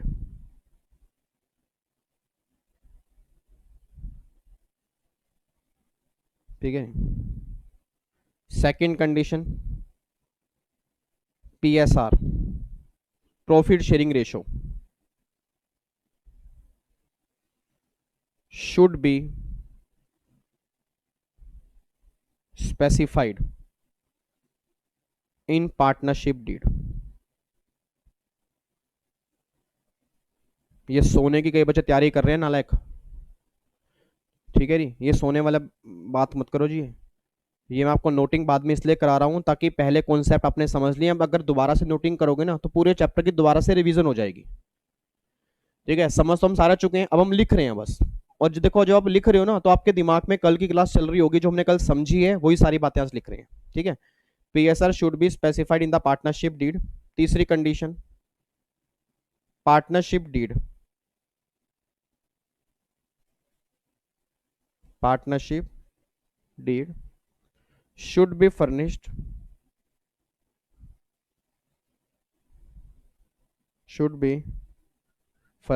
with first return of income of firm,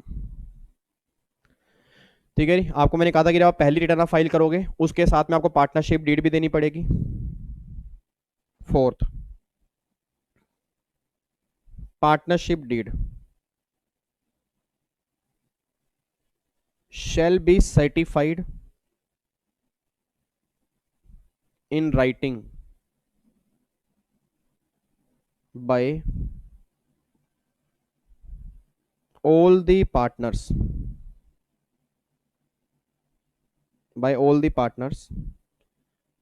except minor, ठीक है जी। Partnership deed shall be certified in writing by all the partner except minor. पांचवा, in case change in constitution of the firm shall furnish revised copy of partnership deed with return of income। ठीक है जी। अगर आपके constitution में change हुआ, मतलब कोई partner चला गया, कोई पार्टनर नया आया, कोई रिटायरमेंट हो गई, कुछ भी चेंज हुआ, तो उस केस में गवर्नमेंट ये बात करे कि आपको रिवाइज कॉपी जो है वो दोबारा से भेजनी पड़ेगी रिटर्न ऑफ इनकम के साथ। ठीक है। तो ये 5 पॉइंट आपके मेन है जी 184 के अंदर। ठीक है। तो 184 कोई प्रैक्टिकल कैलकुलेशन वाला सेक्शन नहीं है, वो सिर्फ ये कह रहा है कि आपकी इनकम जो है एज ए फर्म की तरह असेस कब होगी, एज ए फर्म की तरह असेस कब होगी। अच्छा, 185 में कुछ भी नहीं लिखा। 185 पता क्या बोलता है आपको, मैं ऐसा करता हूं, बेयर लो की लैंग्वेज दिखा देता हूं। यहां तक एक बार ऐसा करना, 2 मिनट पॉज करके रुक जाओ, 2 मिनट पॉज करके रुक जाओ, मैं आपको 185 दिखा रहा हूं।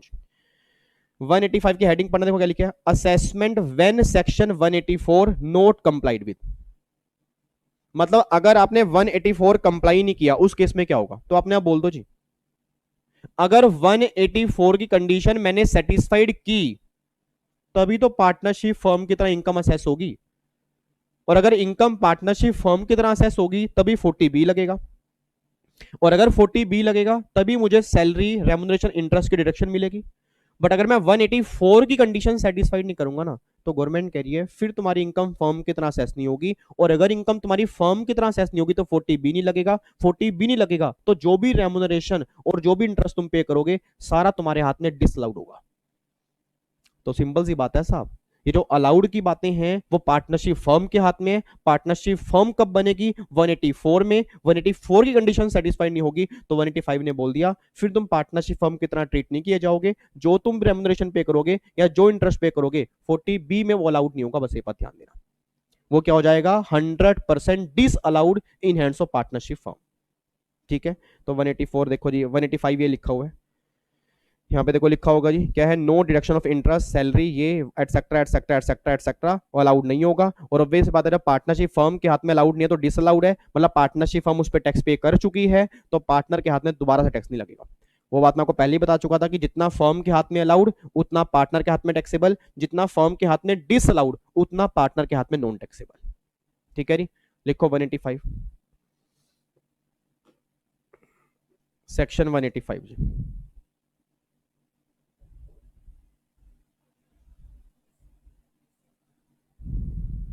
लिखो जी,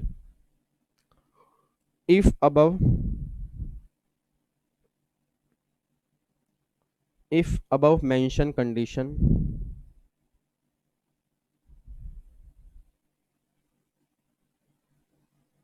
if above mentioned conditions are not satisfied,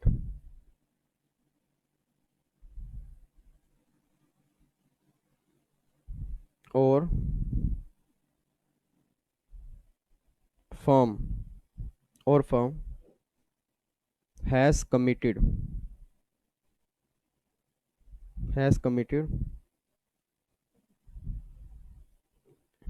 a default under section 144। अब ये सेक्शन 144 है असेसमेंट का।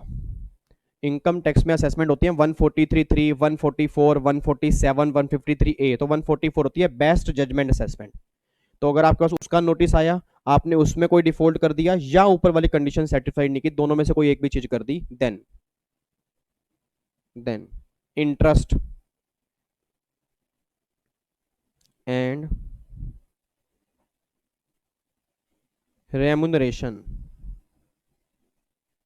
paid to partners will be fully disallowed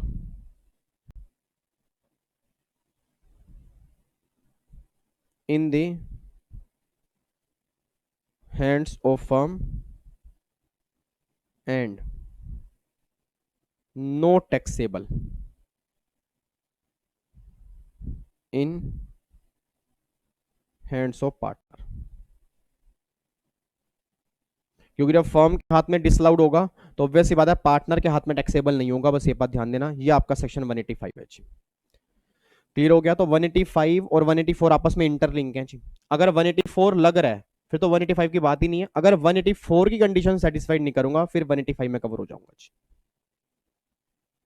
ठीक है, उसके बाद अब यहां पे लिखो जी section number 40B। Section number 40B, deduction in case of partnership firm.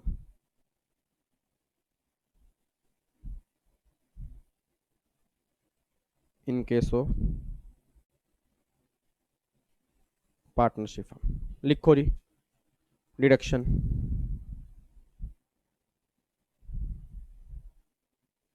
Interest and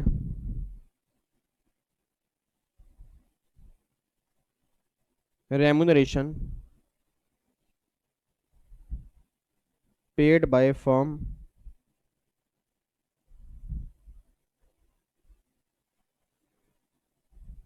oblique LLP is allowed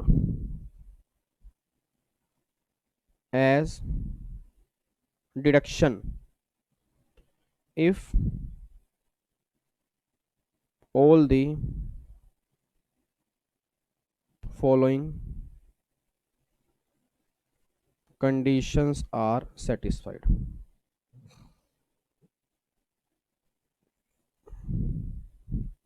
ठीक है जी, डिडक्शन मिल जाएगी जी अगर सारी के सारी कंडीशन सेटिस्फाइड होंगी। सबसे पहली कंडीशन है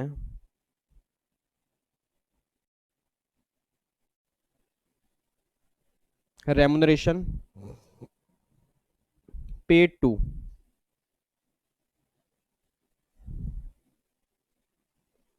ओनली वर्किंग पार्टनर, और ब्रैकेट में देना इंडिविजुअल। ठीक है जी, वर्किंग पार्टनर में सिर्फ इंडिविजुअल आते हैं जी, ये बात ध्यान रखना। अगर कोई और पार्टनर है फॉर्म का, चाहे वो वर्किंग पार्टनर वाली कैटेगरी में कवर क्यों ना हो, 40B एप्लीकेबल नहीं होगा जी, सिर्फ इंडिविजुअल। ठीक है, वर्किंग पार्टनर वाली कैटेगरी में सिर्फ इंडिविजुअल आते हैं। उसके बाद सेकंड जी remuneration and interest should be authorise by partnership deed.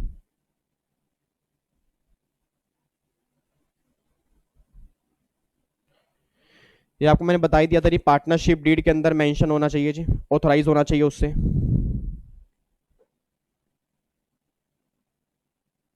ठीक है जी, उसके बाद point number 3 remuneration and interest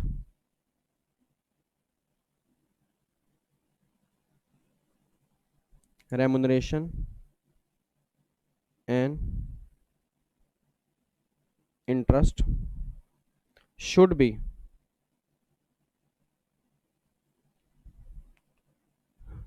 related to the period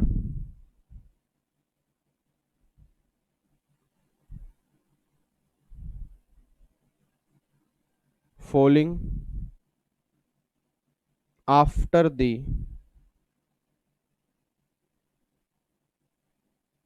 partnership deed।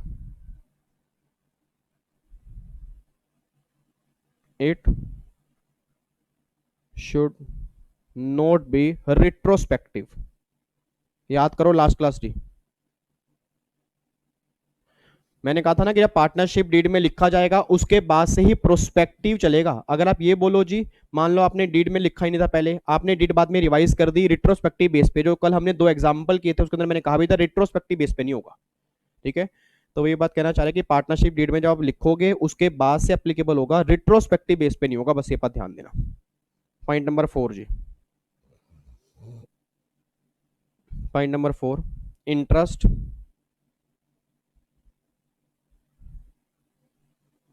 paid to any partner. अब एनी पार्टनर मींस चाहे वो इंडिविजुअल हो, एचईएफ हो, कंपनी हो, मतलब कोई भी पार्टनर हो, वर्किंग हो, नॉन वर्किंग हो, क्योंकि सिंपल सी बात है सर, जो फर्म में कैपिटल लगाएगा, जो फर्म को लोन देगा, इंटरेस्ट तो मिलेगा उसको। ठीक है, तो उसमें कोई वर्किंग की बात नहीं है, उसमें कोई सोए हुए पार्टनर की बात नहीं है। तो गवर्नमेंट कह रही यहां पे कोई भी पार्टनर हो, interest pay to any partner,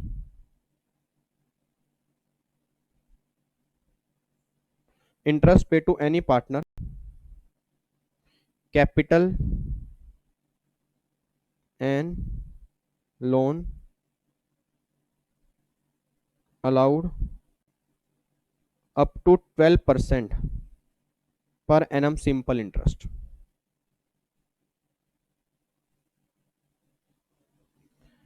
ठीक है, interest pay to any partner, capital and loan allowed up to 12% per annum simple interest. जो आपको इंटरेस्ट अलाउड होगा वो 12% तक अलाउड होगा, 12% से ऊपर अलाउड नहीं होगा जी।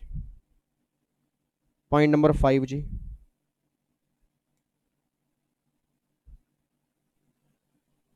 Remuneration allowed on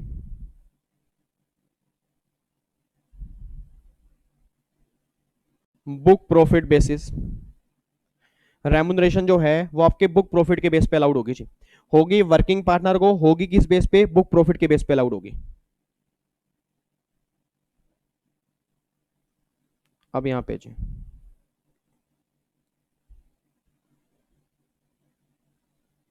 book profit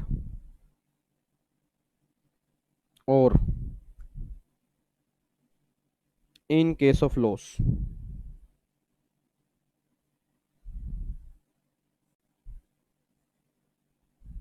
on first 3 lakh book profit, पहले 3 लाख के बुक प्रॉफिट तक जी। On first 3 lakh book profit, balance book profit. अब अगर पहले 3 लाख के बुक प्रॉफिट हैं जी, तो पहला 1,50,000 और दूसरा 90% ऑफ बुक प्रॉफिट, इसमें से जो भी हायर होगा।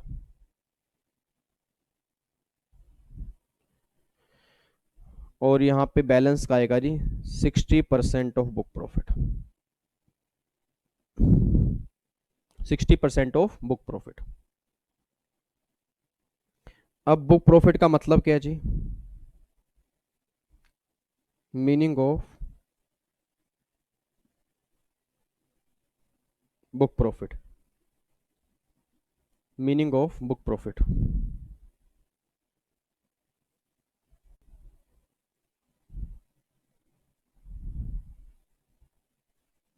यहां पे net profit under PGBP after current year and brought forward depreciation. मैंने कहा था ना ये तो माइनस कर देंगे जी, net profit under PGBP after current year and brought forward depreciation, ये तो माइनस करेंगे करेंगे। अब इसमें आप ऐड करोगे जी प्लस में रेमुनरेशन,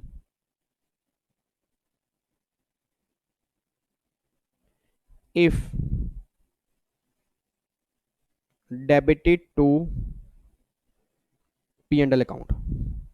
मतलब अगर ये आप डेबिट कर चुके थे रेमुनरेशन तो आप ऐड कर दोगे, प्लस में इंटरेस्ट भी ऐड करोगे जी, interest in excess of 12% if debited to P and L account, उसको भी आप ऐड करोगे। अब जाके ये जो हैं ये आपके निकल के आएंगे जी बुक प्रॉफिट, ये आपके मिलनी बुक प्रॉफिट। ठीक है, मतलब नेट प्रॉफिट जो आपके बिजनेस के निकल के आते हैं, नॉर्मल बिजनेस के जो नेट प्रॉफिट निकल के आते हैं वो निकाल लो। ठीक है, उसमें रेमुनरेशन आप ऐड कर दो, और अगर 12% से ऊपर अगर आपने डेबिट किया हुआ है तो आप उसको ऐड कर दो। अगर डेबिट नहीं किया, वो 12 ही डेबिट किया हुआ है, तो बस फिर रेम्यूनरेशन ऐड हुआ, बस ये बात ध्यान देना, फिर तो कोई दिक्कत ही नहीं। अगर 12% तक की है फिर तो कोई वैसे ही दिक्कत नहीं है जी, ठीक है। ये आपके बुक प्रॉफिट यहाँ पे निकल के आ रहे हैं। इसमें कोई दिक्कत तो नहीं है जी?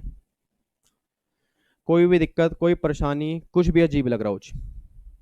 ओके, रिपोर्ट चल रही है, नोटिंग सही हो रही है, अब समझ में आ रहा है चैप्टर। अब अगर धीरे धीरे देखो छोटे छोटे पॉइंट्स अगर नोट डाउन करेंगे ना, तो पूरा चैप्टर बिल्कुल क्रिस्टल क्लियर हो जाएगा, ठीक है। तो पहले हमने आराम से लगाया समझने में टाइम, अब अगर नोट डाउन करेंगे तो वो सारी बातें आपको याद आ रही होंगी जो हम समझ रहे थे अभी तक, ठीक है। अब यहाँ पे लिखो जी explanation.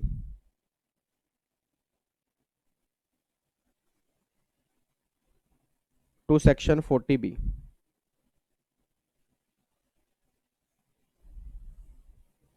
Explanation to section 40B।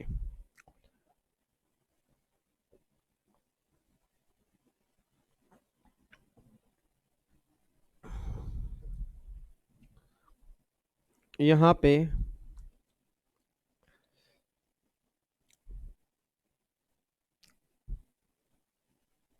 ये पॉइंट नंबर 1 है, ये पॉइंट नंबर 2 है। 2 पॉइंट हमने किए थे ना, बनाओ जी। ये पार्टनरशिप फर्म है और ये भी पार्टनरशिप फर्म है, ठीक है। ये भी पार्टनरशिप फर्म है, ये भी पार्टनरशिप फर्म है।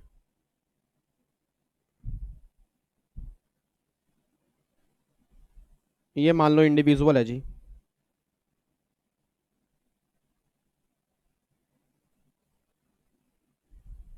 ये लो जी। ये भी मान लो ये इंडिविजुअल है। वर्षा, सीधे होके बैठो, नालायक। इसको देखो, यहाँ पे आंखें नहीं बंद करनी। अब ये जो पार्टनर है, ये जो पार्टनर है इस फर्म में, ये है partner in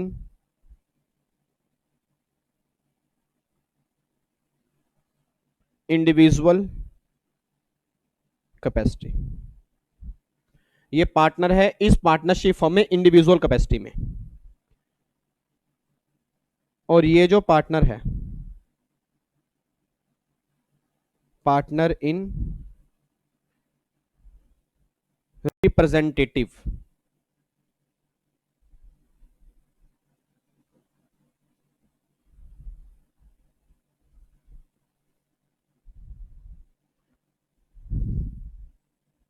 representative,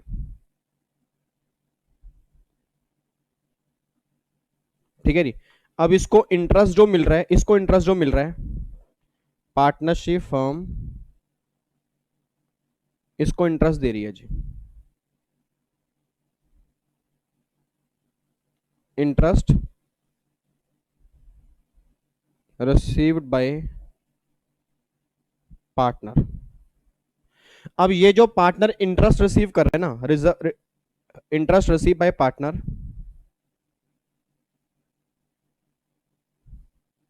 in representative capacity,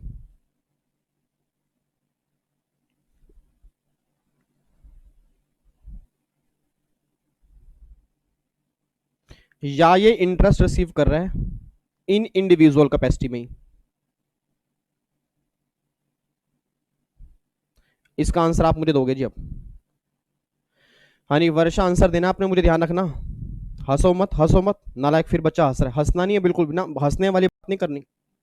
answer दोगे आप मुझे, ठीक है। अब ये पार्टनर है रिप्रेजेंटेटिव कैपेसिटी में, और इसको जो इंटरेस्ट पे किया जा रहा है वो भी 2 केस होंगे, इन इंडिविजुअल कैपेसिटी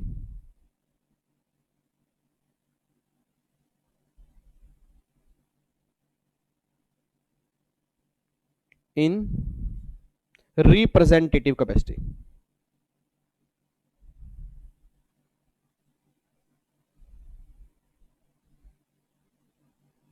लो जी, अब बताओ फटाफट से, जल्दी बोलो, कहां पे 40B की लिमिट लगेगी और कहां पे 40B की लिमिट नहीं लगेगी जी?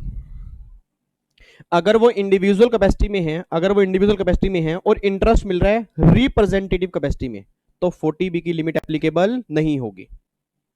Limit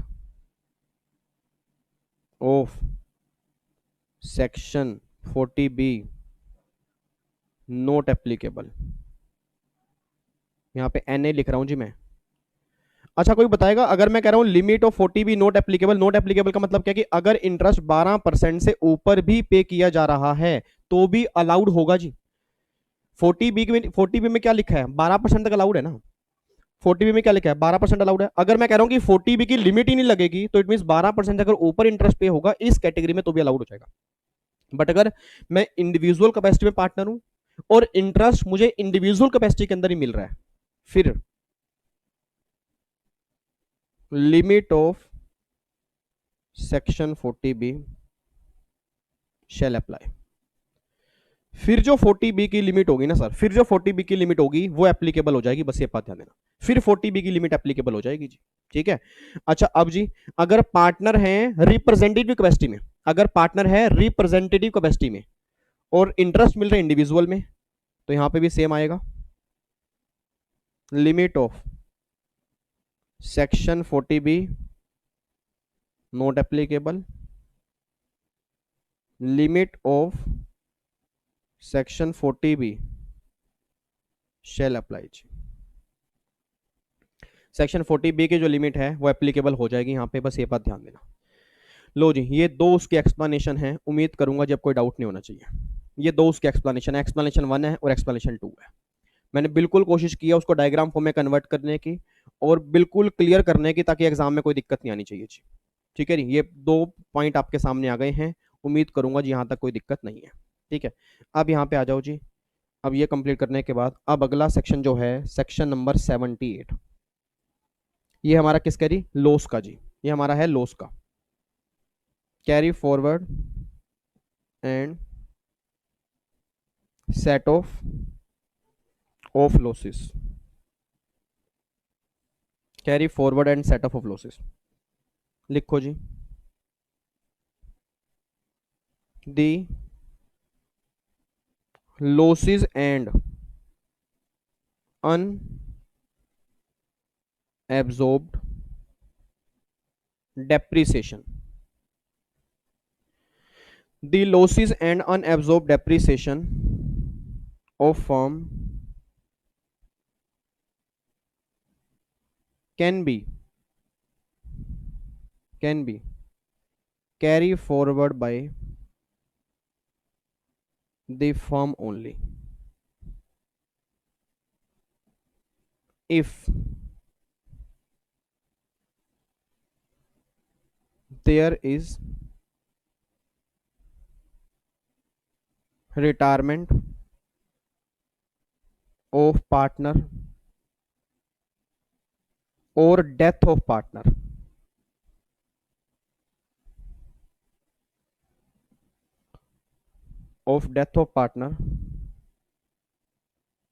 firm shall not carry forward share of retired oblique deceased partner in the losses of firm। ठीक है जी, वो कैरी फॉरवर्ड नहीं कर सकती फर्म के लॉस में। सिर्फ बात लॉस की हो रही है, ध्यान रखना। सिर्फ बात यहाँ पे लॉस की हो रही है, अनएब्जॉर्ब डेप्रिसिएशन की नहीं हो रही। मतलब अनएब्जॉर्ब डेप्रिसिएशन फर्म आगे लेके जा सकती है, बट जो लॉस है जो उसका शेयर होगा वो आगे लेके नहीं जा सकती। ठीक है, अब यहां नीचे लिख लेना जी, section 78 not applicable to unabsorbed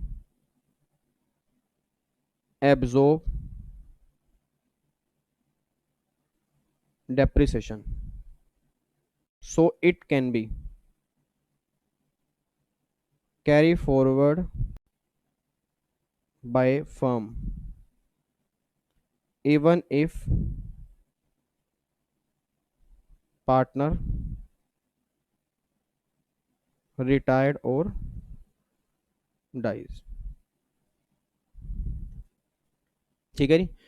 section 78 not applicable to unabsorbed depreciation so that it can be carry forward by firm even if partner retire or death. अच्छा, अब एक बात ध्यान देना, मैंने क्या बोला कि जो पार्टनर रिटायर हो गया और जो पार्टनर की डेथ हो गई, उसका जो शेयर होगा लॉस का, वो खत्म हो जाएगा, वो कैरी फॉरवर्ड नहीं होगा। बट अब गवर्नमेंट कहते हैं एक केस ऐसा है, एक केस ऐसा होगा जिसमें वो भी कैरी फॉरवर्ड हो जाएगा। वो कौन सा केस होगा? अगर फादर, मान लो एक फर्म के पार्टनर थे, फादर की डेथ हो गई, अब उनका सन जो है या उनका रिलेटिव जो है अब उसका पार्टनर बन गया। मतलब जो पर्सन मरा है अगर उसका लीगल हेयर पार्टनर बन जाता है उस फर्म में, तो गवर्नमेंट कह रही फिर हमें कोई दिक्कत नहीं है। ठीक है, तो पॉइंट एक यहां पे पॉइंट लिख लेना छोटा सा, लिखो जी। If legal heir becomes partner after death of any partner, death of any partner, then firm can be carry forward and set off of losses। ठीक है नी। फिर जो है फॉर्म जो है उसको carry forward and set of कर सकती है। ठीक है, अगर लीगल हेयर जो है पार्टनर बन जाते हैं उस केस में सेट ऑफ और कैरी फॉरवर्ड कर सकती है। अब यहाँ पे ना, यहाँ पे अब वो शेयर किस तरह से निकालना है जी, मैं दोबारा बोल रहा हूं, अब वो शेयर किस तरह से निकालना है, तो यहां पर एक बार पॉज कर लेना जी, यहां पे एक बार पॉज कर लेना और इसको लिखो। मैं फिर आपको दिखा रहा हूं वो शेयर किस तरह से निकालना है। ये लो जी, ये पॉइंट लिख लो जी, ये पॉइंट लिख लो, ये पॉइंट लिख लो जी। ये जो टेबल है, ये जो टेबल है, ये टेबल आप वहां पे बना लो जी। ठीक है, टेबल बना लेना, इस तरह से निकालना है शेयर, इस तरह से निकालना है शेयर।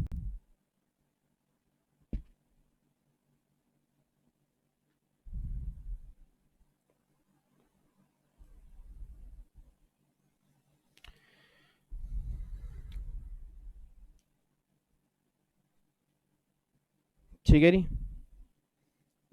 हो गया नी। अब यहां पे एक छोटा सा एग्जांपल लिख लेना,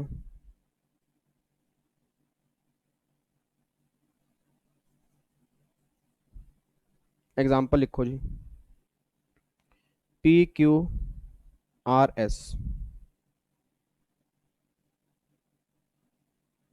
partners is in equal PSR, brought forward losses of firm जो हैं 8 लाख रुपए के हैं।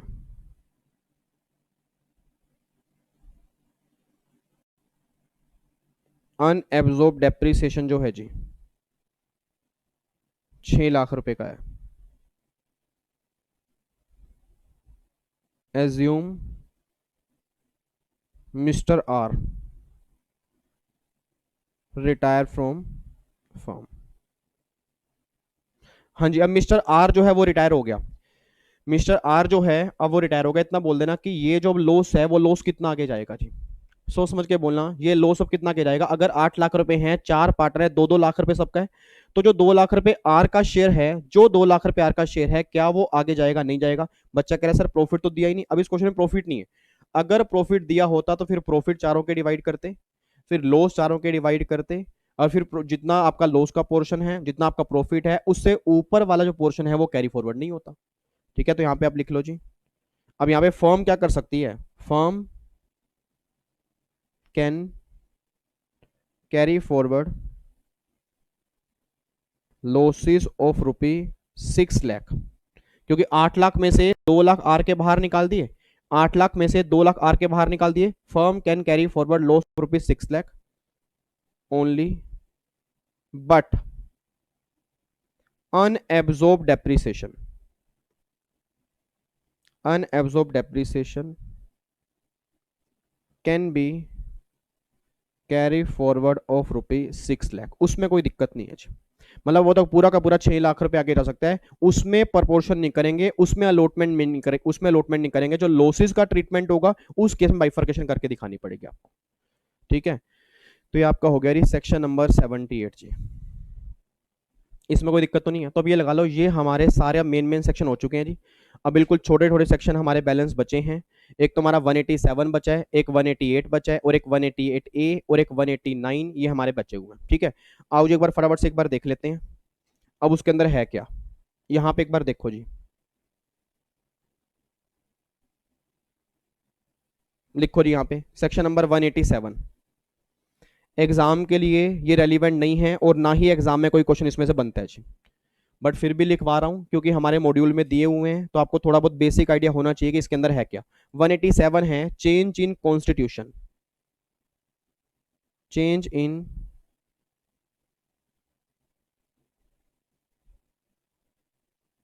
Constitution of firm. अच्छा, आप में से क्यों बताएगा change in constitution of firm का मतलब क्या है? Change in constitution of firm का मतलब क्या है कि भैया कम से कम एक पार्टनर अगर पुराना है, जैसे मान लो ए बी सी 3 पार्टनर थे, बी रिटायर हो गया, ए और बी है, that is change in constitution. A B C एक पार्टनरशिप फर्म है, बी और सी रिटायर हो गए, अभी भी ए है, तो चेंज इन कॉन्स्टिट्यूशन। अगर ए बी सी है, एक पार्टनर नया आ गया, 3 पार्टनर पुराने ही हैं, that is change in constitution. But अगर ए बी सी है, ये तीनों पार्टनर खत्म हो गए, अब एक नया नाम हो गया बी ई, ए बी सी है तो मतलब हो गया डी ई एफ हो गया। अगर मान लो एबीसी एक पार्टनरशिप फर्म है, वो खत्म करके अगर मान लो डी ई एफ एक नई फर्म बनी, तो इसको चेंज इन कॉन्स्टिट्यूशन नहीं बोलते, इनको बोलते हैं सक्सेशन ऑफ फर्म। ठीक है, तो चेंज इन कॉन्स्टिट्यूशन मींस कि कम से कम अगर एक पार्टनर आपका पुराना है, चाहे वो आपके बाकी पार्टनर रिटायर हो चुके हैं, बट कम से कम एक पार्टनर पुराना है, उसको हम बोलेंगे चेंज इन कॉन्स्टिट्यूशन। ठीक है, तो लिखो यहाँ पे फटाफट से, if one or more partner are admitted or cease to be partners,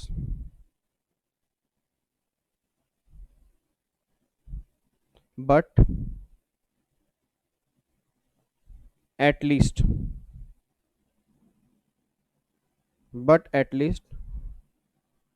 one person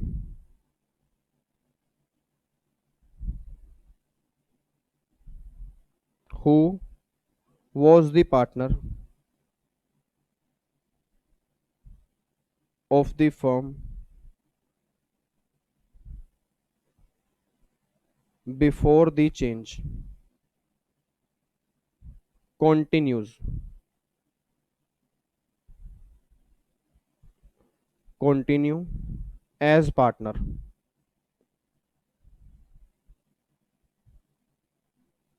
after the change। और एक तो चेंज इन कॉन्स्टिट्यूशन ये होता है कि अगर कोई पार्टनर एक या उससे ऊपर आ रहे हैं या कोई पार्टनर छोड़ रहे हैं, बट कम से कम एक पार्टनर वो है जो उस टाइम पार्टनर था पुराने टाइम पर, तो वो चेंज इन कॉन्स्टिट्यूशन है। या second, where all the partner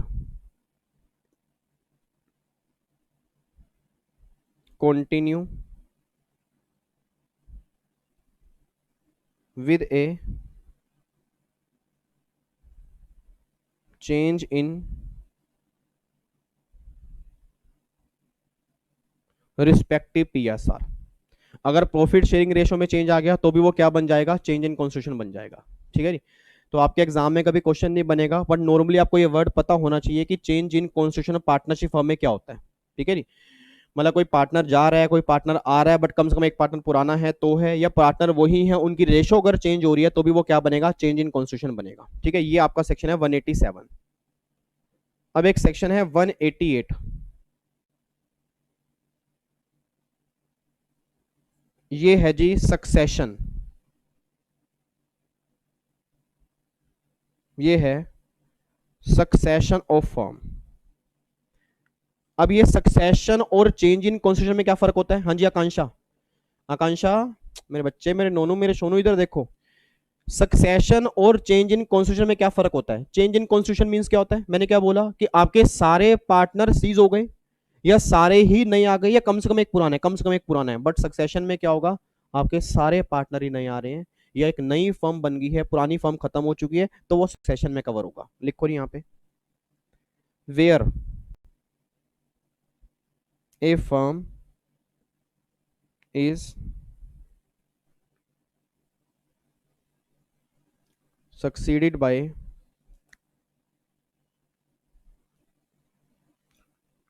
another firm in case in this case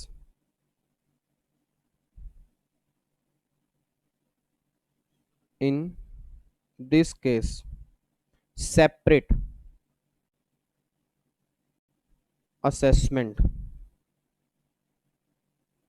in this case separate assessment shall be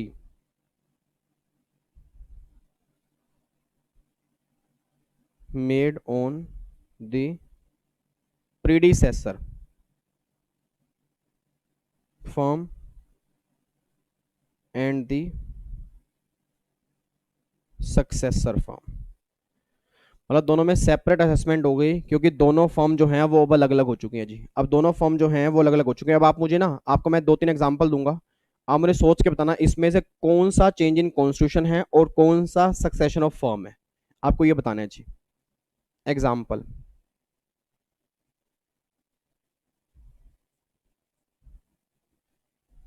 low ji, A B सी,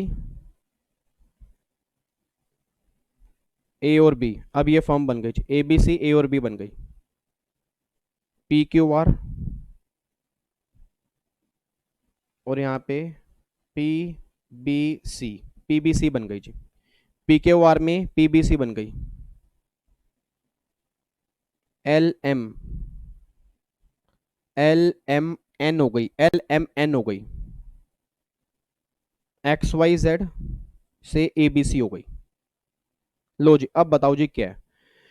पहला केस क्या है जी? पहला केस क्या है जी? जल्दी बोलो फटाफट से, पहला केस क्या है? सक्सेशन है या चेंज इन कॉन्स्टिट्यूशन है? चेंज इन कॉन्स्टिट्यूशन है। दूसरा केस भी क्या है? चेंज इन कॉन्स्टिट्यूशन, क्योंकि पी जो है वो पुराना है जी, पी जो है वो पुराना है। अगला केस क्या है? एल एम है, एक पार्टनर नया आ गया, एल एम है ही है, तो ये क्या बन गया? Change in constitution. बट अगर एक्स वाई जेड की जगह ए बी सी बन जाएगा तो क्या बन जाएगा? सक्सेशन। तो ये तीनों तो हो गए जी चेंज इन कॉन्स्टिट्यूशन, और ये हो गया जी सक्सेशन। ठीक है जी, ये हो गया चेंज इन कॉन्स्टिट्यूशन और ये हो गया जी सक्सेशन। ठीक है, तो आपका ये हो गया जी 187 और 188, ये हमारा कंप्लीट हो चुका है जी। कोई दिक्कत, कोई परेशानी, कुछ भी अजीब लग रहा हो जी? कोई दिक्कत तो नहीं है? लो जी, अब हमारा लिखो जी, एक सेक्शन है 189, जो लास्ट सेक्शन है पार्टनरशिप फर्म का, 189 जी। उसके बाद एक 167 है, एलएलपी और फर्म दोनों सेम है, ध्यान रखना, एलएलपी और फर्म सेम है। बट जैसे एलएलपी की क्या होती है जी? लाइबिलिटी क्या होती है? लिमिटेड होती है। बट इनकम टैक्स के लिए ध्यान रखना, एलएलपी की लाइबिलिटी लिमिटेड नहीं होती। मैं दोबारा बोल दूं, आपने कंपनीज एक्ट के अंदर पढ़ा होगा कि नाम ही क्या है? Limited liability partnership. ठीक है, बट इनकम टैक्स पर्पज के लिए एलएलपी की लाइबिलिटी लिमिटेड नहीं होती, तभी हम इनकम टैक्स के अंदर बोलते हैं कि पार्टनरशिप फर्म इंक्लूड्स एलएलपी। ठीक है, बाकी रेट सेम है, सरचार्ज सेम है, बस हाँ 44AD यहाँ पे एप्लीकेबल नहीं होता। बाकी सारी बातें जो आपने फॉर्म की पढ़ी हैं वही सेम बातें एलएलपी वाले केस में एप्लीकेबल होती हैं। ठीक है, अब लिखो जी लास्ट सेक्शन जो है, सेक्शन नंबर 189, ये है जी अगर फर्म डिसोल्व हो गई और बिजनेस डिसकंटिन्यू हो गया, उस केस में क्या होगा?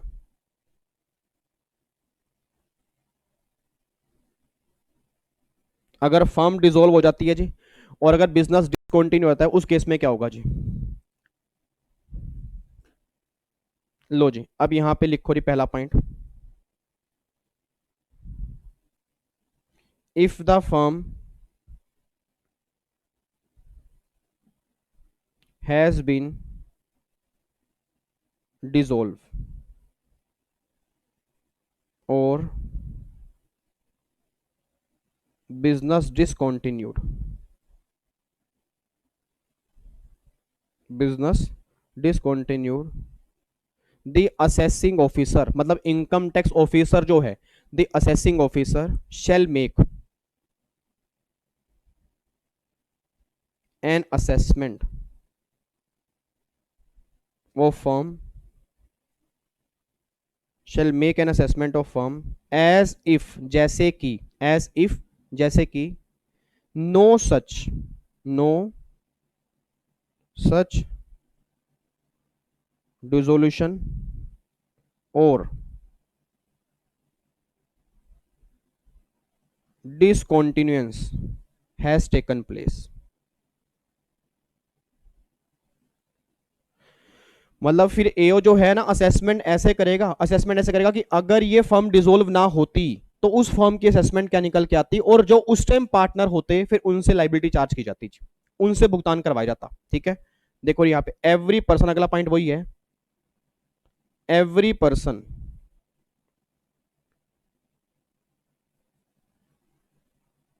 who was partner, every person who was partner,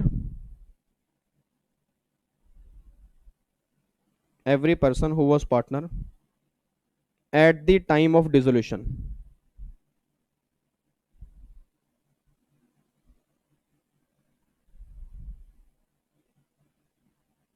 or discontinuance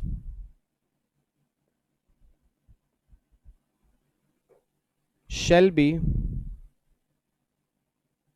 jointly and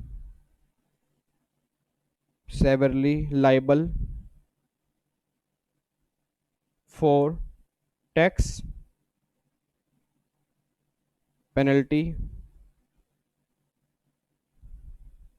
interest etcetera.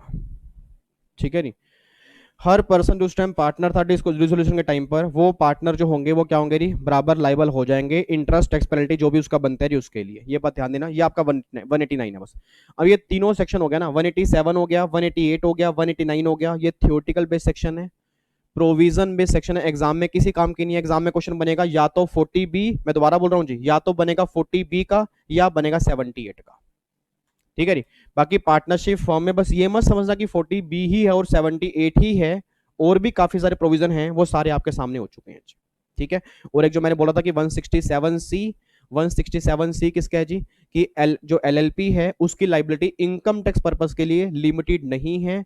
Limited liability partnership नाम जरूर है, बट इनकम टैक्स पर्पस की लाइबिलिटी उसकी लिमिटेड नहीं है, बस ये बात ध्यान देना चाहिए। ठीक है, तो वो हमारा 167C है। तो लो जी, अब यहाँ पर एक बार पॉज कर लेना जिसने अगर नहीं लिखा यहाँ तक जी। तो अब जाके हमारे सारे प्रोविजन जो हैं जी, सारे प्रोविजन पार्टनरशिप फर्म के हमारे खत्म हो जाते हैं। ठीक है, तो मेरे ख्याल से 1.5 घंटा हमारा हो ही गया होगा। यस, तो अप्रोक्सीमेट अब जाके हमारा चैप्टर खत्म हुआ जी। ठीक है, क्वेश्चन भी हमने देखो ये आप, अच्छा 188 तो हम पहले ही लिख चुके थे, 188 जॉइंटली और सेवरी लाइबल, ये तो मैं आपको लिखवा चुका था। 189 डिसोल्यूशन वाले केस में क्या होगा, 188 आपका सक्सेशन वाले केस में क्या होगा जी, 187 ये है। ठीक है जी, चेंज इन कॉन्स्टिट्यूशन वाले केस में क्या होगा। अब जाके जितने हमारे प्रोविजन है जी वो सारे के सारी बातें हमारी हो चुकी हैं। ठीक है, तो पार्टनरशिप फर्म की टैक्सेशन हमने पूरी कंप्लीट कर ली है। AMT हमारा पहले ही हो गया था, 40B, 10(2)A, 184, 185, 187, 188, 189, 10(2)A और 28(5), ये सारे प्रोविजन हमारे कंप्लीट हो चुके हैं। उम्मीद करूंगा पार्टनरशिप फर्म की टैक्सेशन में कोई भी डाउट आपको नहीं होगा। सेटिस्फेक्शन है, नोट्स बढ़िया बन गए। अब आपने कुछ नहीं करना, बस एक बार नोट्स को रिवाइज करना है, जो क्वेश्चन हमने प्रैक्टिस किए थे एक बार उसको करने हैं, देन अपनी फॉर्म की टैक्सेशन पैकअप हो जाएगी जी। ठीक है, तो फाइनली अब जाके जी मेरे ख्याल से हमारे एक बार अब यहाँ पे देख लो जी, चैप्टर हमारे कौन कौन से हो चुके हैं। मेरे ख्याल से बस अब 2 चैप्टर हमारे बैलेंस बचे हैं। एक तो ये वाला हमारा चैप्टर हो चुका है जी, पहला हो गया, सेकंड हो गया, थर्ड हो गया, फोर्थ हो गया जी, फिफ्थ हो गया, सिक्स्थ हो गया जी। ठीक है, उसके बाद 8th हमारा हो गया, 9 आज हमने कंप्लीट कर लिया, और उसके बाद फिर हमारा 10 हमारा हो चुका है। तो बस अब चैप्टर नंबर 11 और चैप्टर नंबर 7 जो है ये हमारा बैलेंस बचा है। कल की क्लास में हम चैप्टर नंबर 7 TP का चैप्टर स्टार्ट कर देंगे। मैक्सिमम 4 लेक्चर इसमें लगेंगे, और 2 लेक्चर मैक्सिमम टू मैक्सिमम खींच के 2 लेक्चर हमारे उसमें लगेंगे, 6 लेक्चर की बात है। ठीक है, और आज हमारा वेडनेसडे है, थर्सडे, फ्राइडे, सैटरडे को 2 क्लास आएंगी और संडे को 2 क्लास आएंगी, तो 6 लेक्चर हमारे पूरे हो जाएंगे संडे को, और ताकि फिर मंडे से हम अपना जीएसटी जो है उसको स्टार्ट कर सके। और संडे को ही आपका टेस्ट होगा जी, तो संडे को मैं टेस्ट बना के दूंगा, और संडे की क्लास मंडे को ही आपके पास आएगी। तो ये लगा लो आपने ट्यूसडे से जीएसटी देखना स्टार्ट करना है, ठीक है जी। लो जी, तो फाइनली इनकम टैक्स के बस अब कुछ ही दिन बाकी हैं। इनकम टैक्स की जर्नी फाइनली हमारी कंप्लीट होने जा रही है। 30 नंबर का जो हमारे सिलेबस में इनकम टैक्स आता है, उम्मीद करूंगा आपके इनकम टैक्स के बेस क्लियर हो गए होंगे। जिन बच्चों ने एग्जीक्यूटिव सही ढंग से नहीं पढ़ा था, उम्मीद है उनको भी थोड़ा बहुत क्लैरिटी मिली होगी कि हाँ भाई इनकम टैक्स एक्चुअल में है क्या। बाकी 5 हेड मैंने आपको दिए हैं, मैं बार बार रिपीट करूंगा, 5 हेड नहीं करो तो इनकम टैक्स पढ़ने में वो मजा नहीं आएगा जो आना चाहिए, और मैंने स्पेशली आपको एज ए गिफ्ट दिए हैं जी, ठीक है जी। तो उसको आपने अच्छे ढंग से पढ़ना है, ठीक है। चलो जी, फिर बाकी मुलाकात करेंगे हम नेक्स्ट क्लास मेरी, सेम टाइम सेम जगह। ओके जी, bye bye, tata, thank you so much, जय हिंद, गॉड ब्लेस यू जी, लव यू, टेक केयर। कल मिलेंगे chapter number 7 class number 1, transfer pricing क्या होता है उसके बारे में डिस्कशन करेंगे, ठीक है। बहुत इंटरेस्टिंग चैप्टर है, प्रैक्टिकल लाइफ से जुड़ा हुआ है, और जबरदस्त मजा आ जाएगा जी, ठीक है। बाय बाय जी, God bless you, love you so much, bye bye ji.